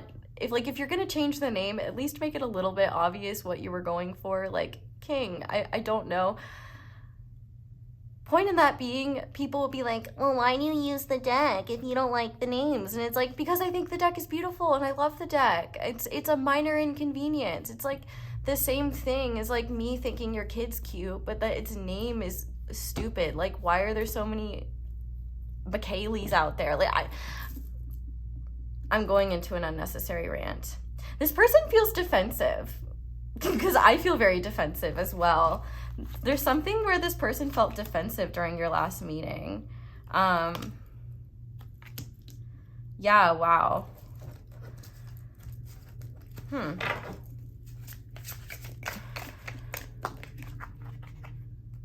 of Swords in reverse. Holy shit. What is going on here? The 2 of Pentacles in reverse. Bottom of the deck, the 6 of Swords in reverse. Alrighty. Huh.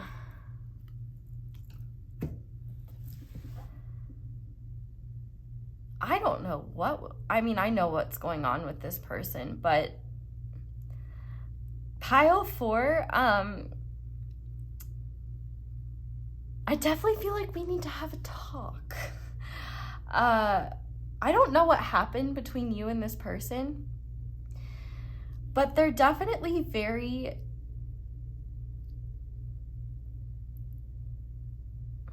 Here's the thing. There's clearly something that they haven't gotten over yet that I think they are convinced that they have gotten over.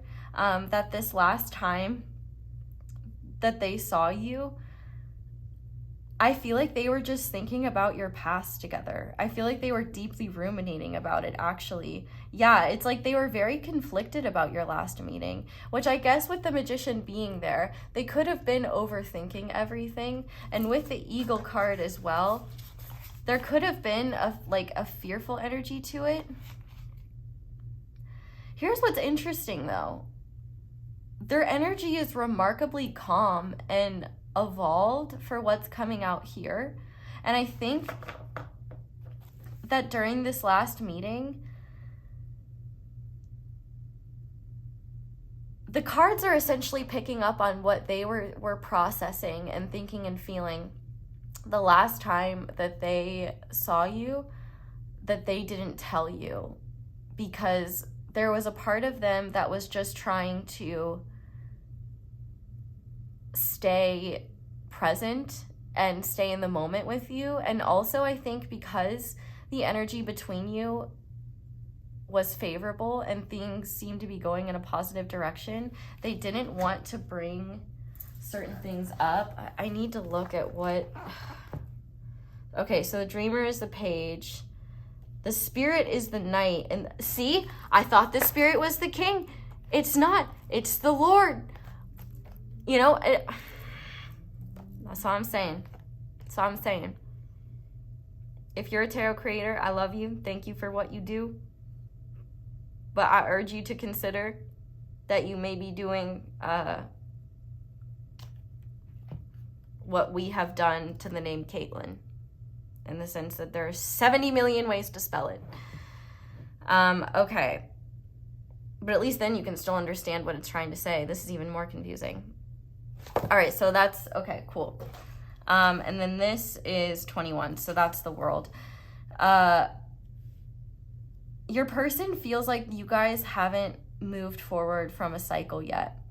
And I think there was a lot of...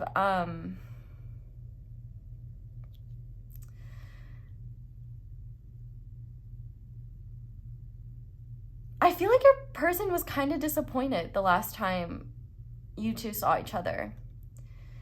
I feel like they were expecting more from you. Like, I feel like there's a lot that this person wants to bury so that you both can move forward.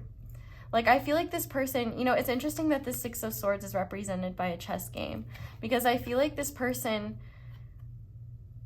felt like they didn't get to resolve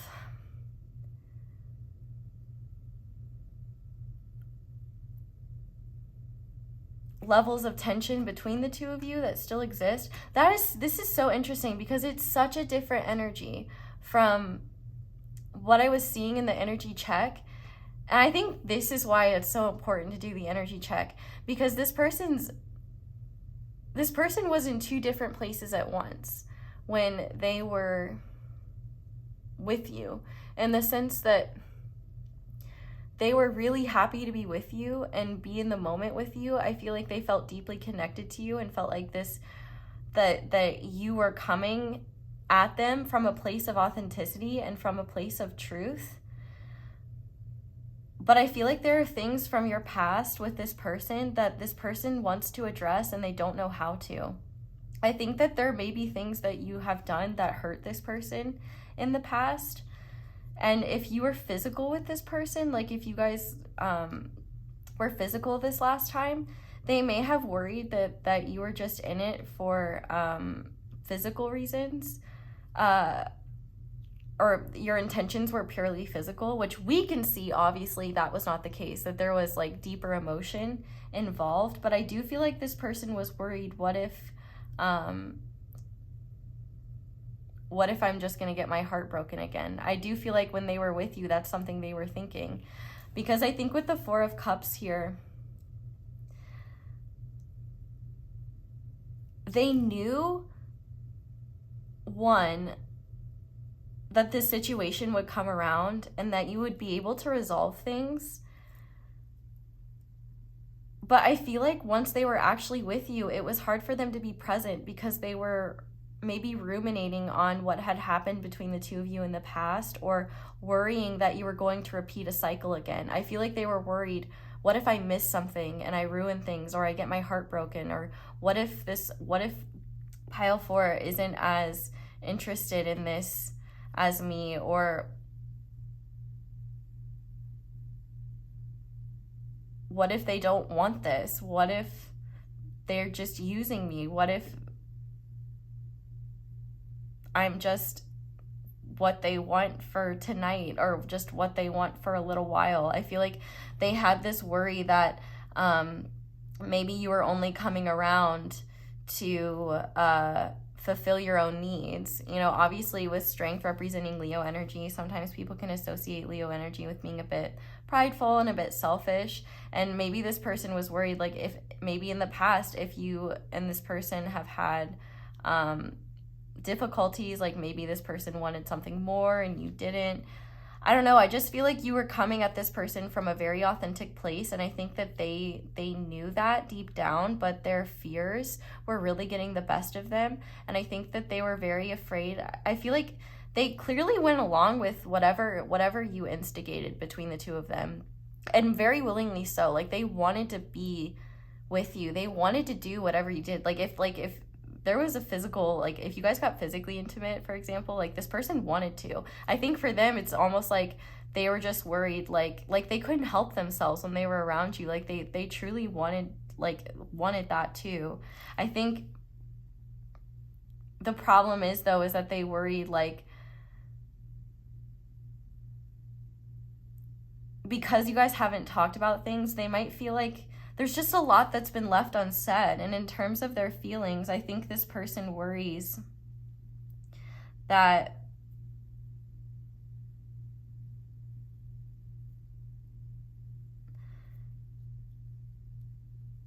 there will be a prolonged bout of uncertainty and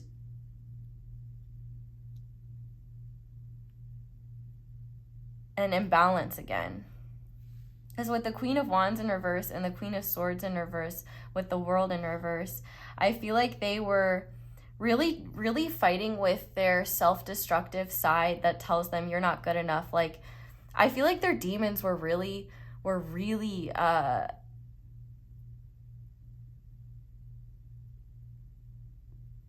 battling with them. And I think what they weren't revealing about that, the fact that we have the tree and strength here, the only thing that kept them from allowing these feelings to ring as truth is the fact that that the connection with you runs deeper than the feelings of their fears. It's like the love that they have for you deep down, like this connection is so deeply rooted that they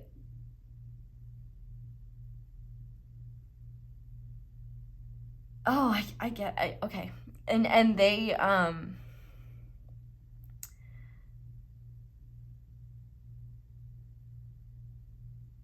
so I just connected a bunch of dots, and I don't know where I left off in my sentence, but essentially I was so surprised to look at this, because to have this come up, because I was genuinely expecting more, like, honestly kind of straightforward and sentimental energies to come out. But I think that this person was genuinely really triggered the last time they were with you, and they did an excellent job of concealing it. And I think that you may have felt like you were the only one that was openly triggered. Like, maybe, like, if you were taking bold action towards this person, it was because, like, your heart center was being triggered, and maybe that's something you don't typically normally do. And maybe you were hiding the fact that you felt like you were under this person's influence.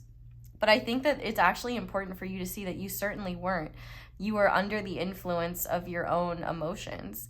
And in fact, your person, I think the last time, was really afraid, because it feels so good to be around you. And I think that any difficulty this person has had with you in the past, like any heartbreak, they've worked through that. And I think as well, when they were experiencing all of this during your last meeting, they were challenging it while they were still being present with you. Like, this person has a remarkable ability to be doing a lot of things at once. And I think that they were actively being triggered by all their fears around this connection, and their fears of being rejected by you, their fears of not being enough for you, their fears of repeating a cycle for you that's destructive and not good for either of you. And I think that they realized that they couldn't get all this figured out in one night, and that while this stuff does need to be addressed at some point, I don't need to play games with this person. I can still be authentic. And I think that this person just kind of, I think that they were maybe disappointed that you two didn't talk more maybe about your past or different things. I do feel like they were maybe a bit bummed that you know, there were certain things that neither of you got to talk about or things like that. I definitely feel like if you spent the night together or something like that, they didn't get a whole lot of sleep at all. I think they were definitely ruminating and overthinking and wondering just what everything meant. But I feel like at their core, the fact that we had that integrity card and that building card, I feel like this person felt like things were headed in a positive direction. And I think that they knew in their heart that things are different. But I think that they also, you know, were being deeply triggered by their fears. And I think that just kind of honestly goes to show why this person is in such an evolved place. Because here's the thing, these energies would be enough for someone to shut down and not engage at all. But this person was actively engaging with all of these fears and triggers all at once while still being present with you and learning, okay, I'm not going to get answers to this right now. I just want to enjoy being with pile 2 and being present. I think that this person may have felt like this meeting happened really suddenly, and they may have felt like, you know, there's a lot of things that you both have left unaddressed. And I think that this person really just more than anything wants this connection to be healed and be more free-flowing, but there's certain things that continue to bug them in the back of their head, but they may be afraid to talk to you about them because they may not know how you react, or they may be afraid it'll scare you away if they're honest about how they're feeling. I know that this person, the fact that they're here like this, I feel like this person, like your person knows they're not going anywhere. With this tree here, like their feelings for you, like they're not going anywhere. But with you, you know, we have this strength card here, and it's quite possible that you could find that you need maybe more time and space away from this person to really process what you're going through, or you need more time and space to just figure things out, or, you know, focus on other areas of your life. And I feel like this person is afraid of, your person was afraid of bringing up too much and triggering you. So I think there's a lot that they didn't talk about, especially because they didn't want you to be in an energy of thinking that they were playing games or trying to stir anything up with you.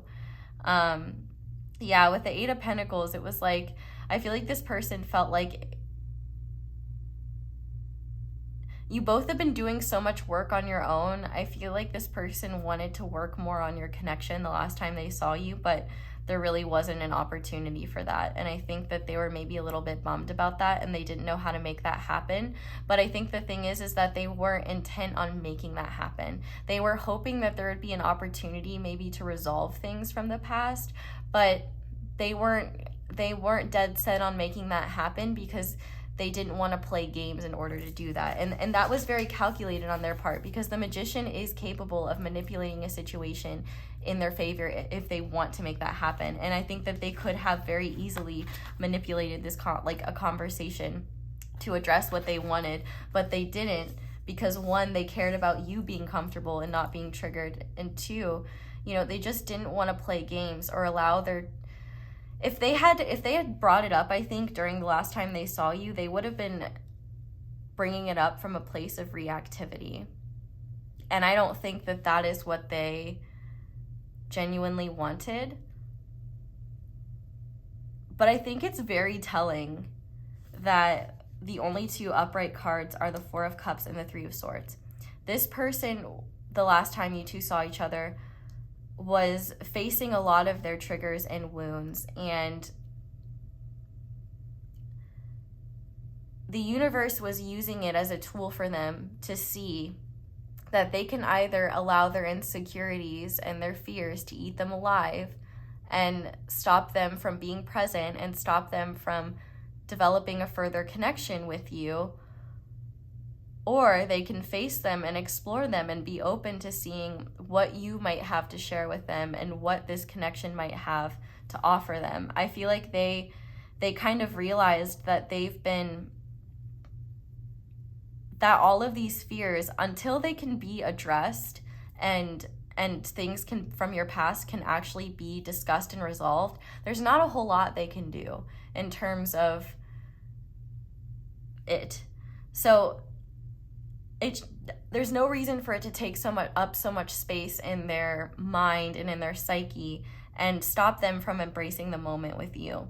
And so I think that your person made an active decision the last time that they were with you to kind of surrender all of their fears and things like that. And I think that they actually weren't able to fully do that. It was like a constant process of redirecting themselves back to, I can't know that answer. I might know it in the future. We'll talk about that when we get there. Like, it was an active redirection over and over and over of not getting stuck in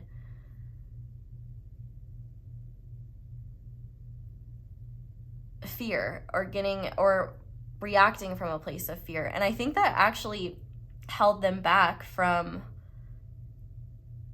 engaging with you more. Like, you might feel like this person was restrained at times or distracted at times, and that was definitely because they were overthinking about things in relation to this connection. And I think that it was a constant battle between being present and engaged with you and also not letting their fears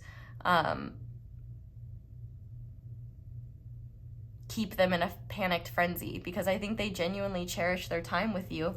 And I think intuitively you both were showing up in a very honest way and in a very kind way. And so I think for your person, for all these fears and triggers to come up, I think they knew it was only natural that was going to happen. And I think that they were prepared to handle them and deal with them as they arose and not let it impact the connection overall.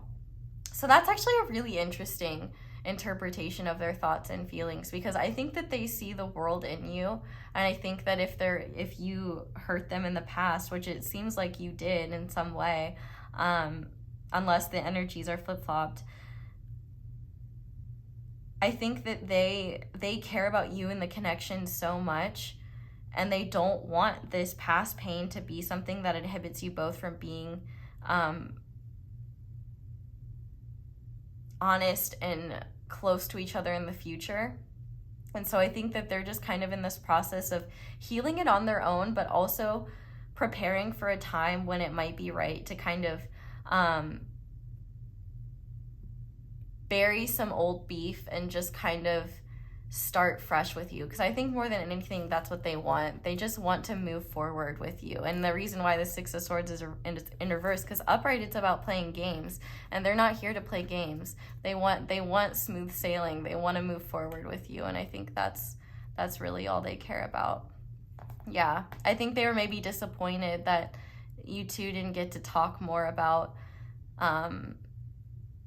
kind of elephants in the room, I guess I would say. But I think they're hoping that will happen in the future. I think that they were definitely afraid, though, that you were going to disappear after this last meeting and that they would just be dropped again, which may have happened. But I think they were just definitely, they were feeling especially triggered in terms of like not wanting to feel abandoned and being afraid to open.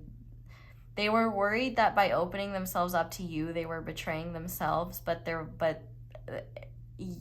your connection is so powerful and their feelings for you are so undeniable that it's like any conscious effort to restrict their feelings for you or restrict their desire for you is no match for the connection itself.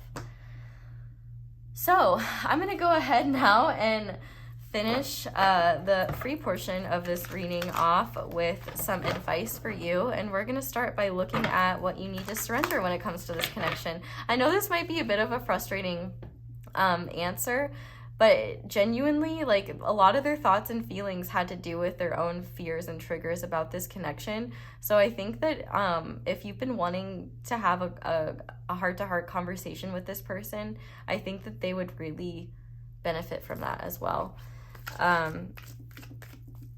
Let's see, though. I think that that's one thing that this person really wants to happen. The first card we have is surrender the idea you can fix someone. It's time for a relationship to shift. It doesn't work to try to fix someone. Each person must be accountable for his or her own healing. Yeah, and I think that's the thing too, is I think part of the reason why this person hasn't brought up a lot of this stuff as well is because I feel like they're worried that you'll think that they're unhealed, or I think that if they worried that if you knew about all of their fears that you would worry about them too much. I don't know. I feel like there's just a lot of, you could have been really anxious during this meeting too. I feel like both of you were holding back a lot that I did not pick up on, and I think it's because neither of you picked up on it coming from each other. But we also have surrender to complete healing, open to the fully loving, compassionate forces of the universe that support your physical, emotional, and spiritual healing.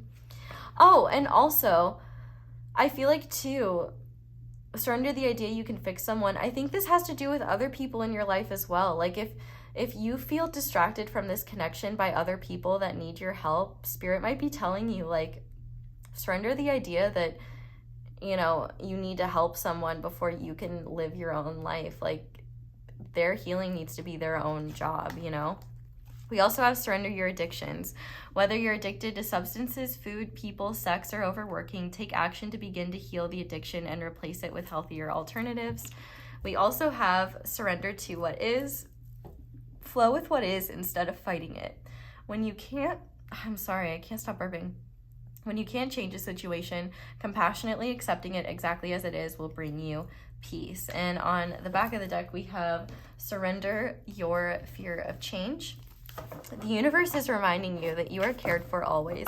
Whether you're afraid of a change in your job, health, or relationship, or if you fear aging or death, repeat the affirmation, I have faith that all is well.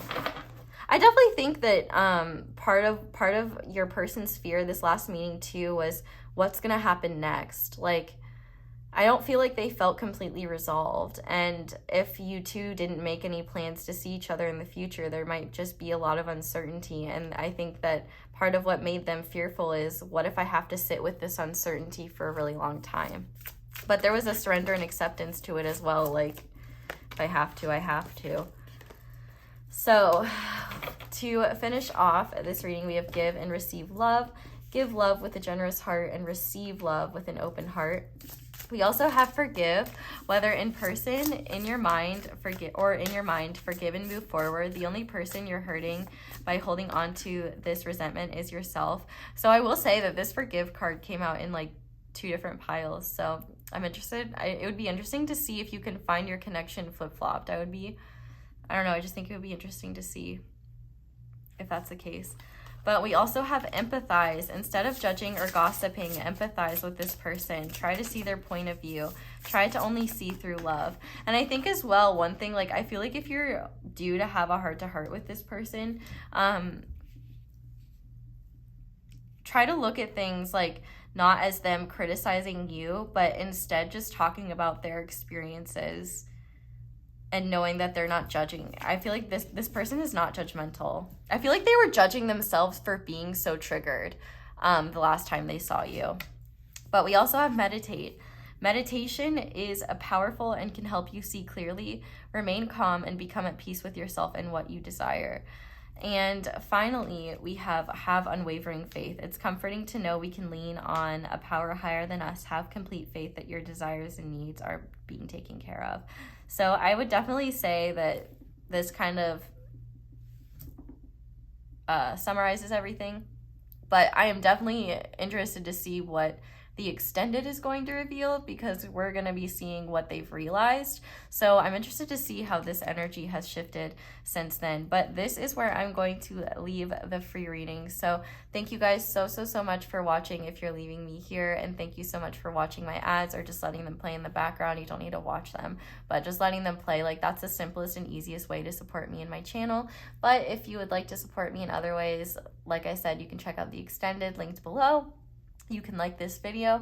You can subscribe if you haven't already, and you can comment down below. Let me know how it resonates. You can also click that little notification bell to be notified whenever I upload a new reading. You can also check out my merch, which is linked below, and you can also check out my social media, which is linked below. Though do beware, I have tons of scammers that pretend to be me. So just know that if you are following me on social media, that I do not offer personal readings, and that if you get followed by someone who looks like they're me and they DM you offering you a personal reading, that's not me, that is a scammer. So thank you guys so much for watching and for letting me read your cards. I really hope that this resonated, and I hope that it made some sense. I think that's all I have for you guys, so I hope you all have a wonderful day or night whenever it is that you're watching, and I hope you'll come back and see me again soon. Bye!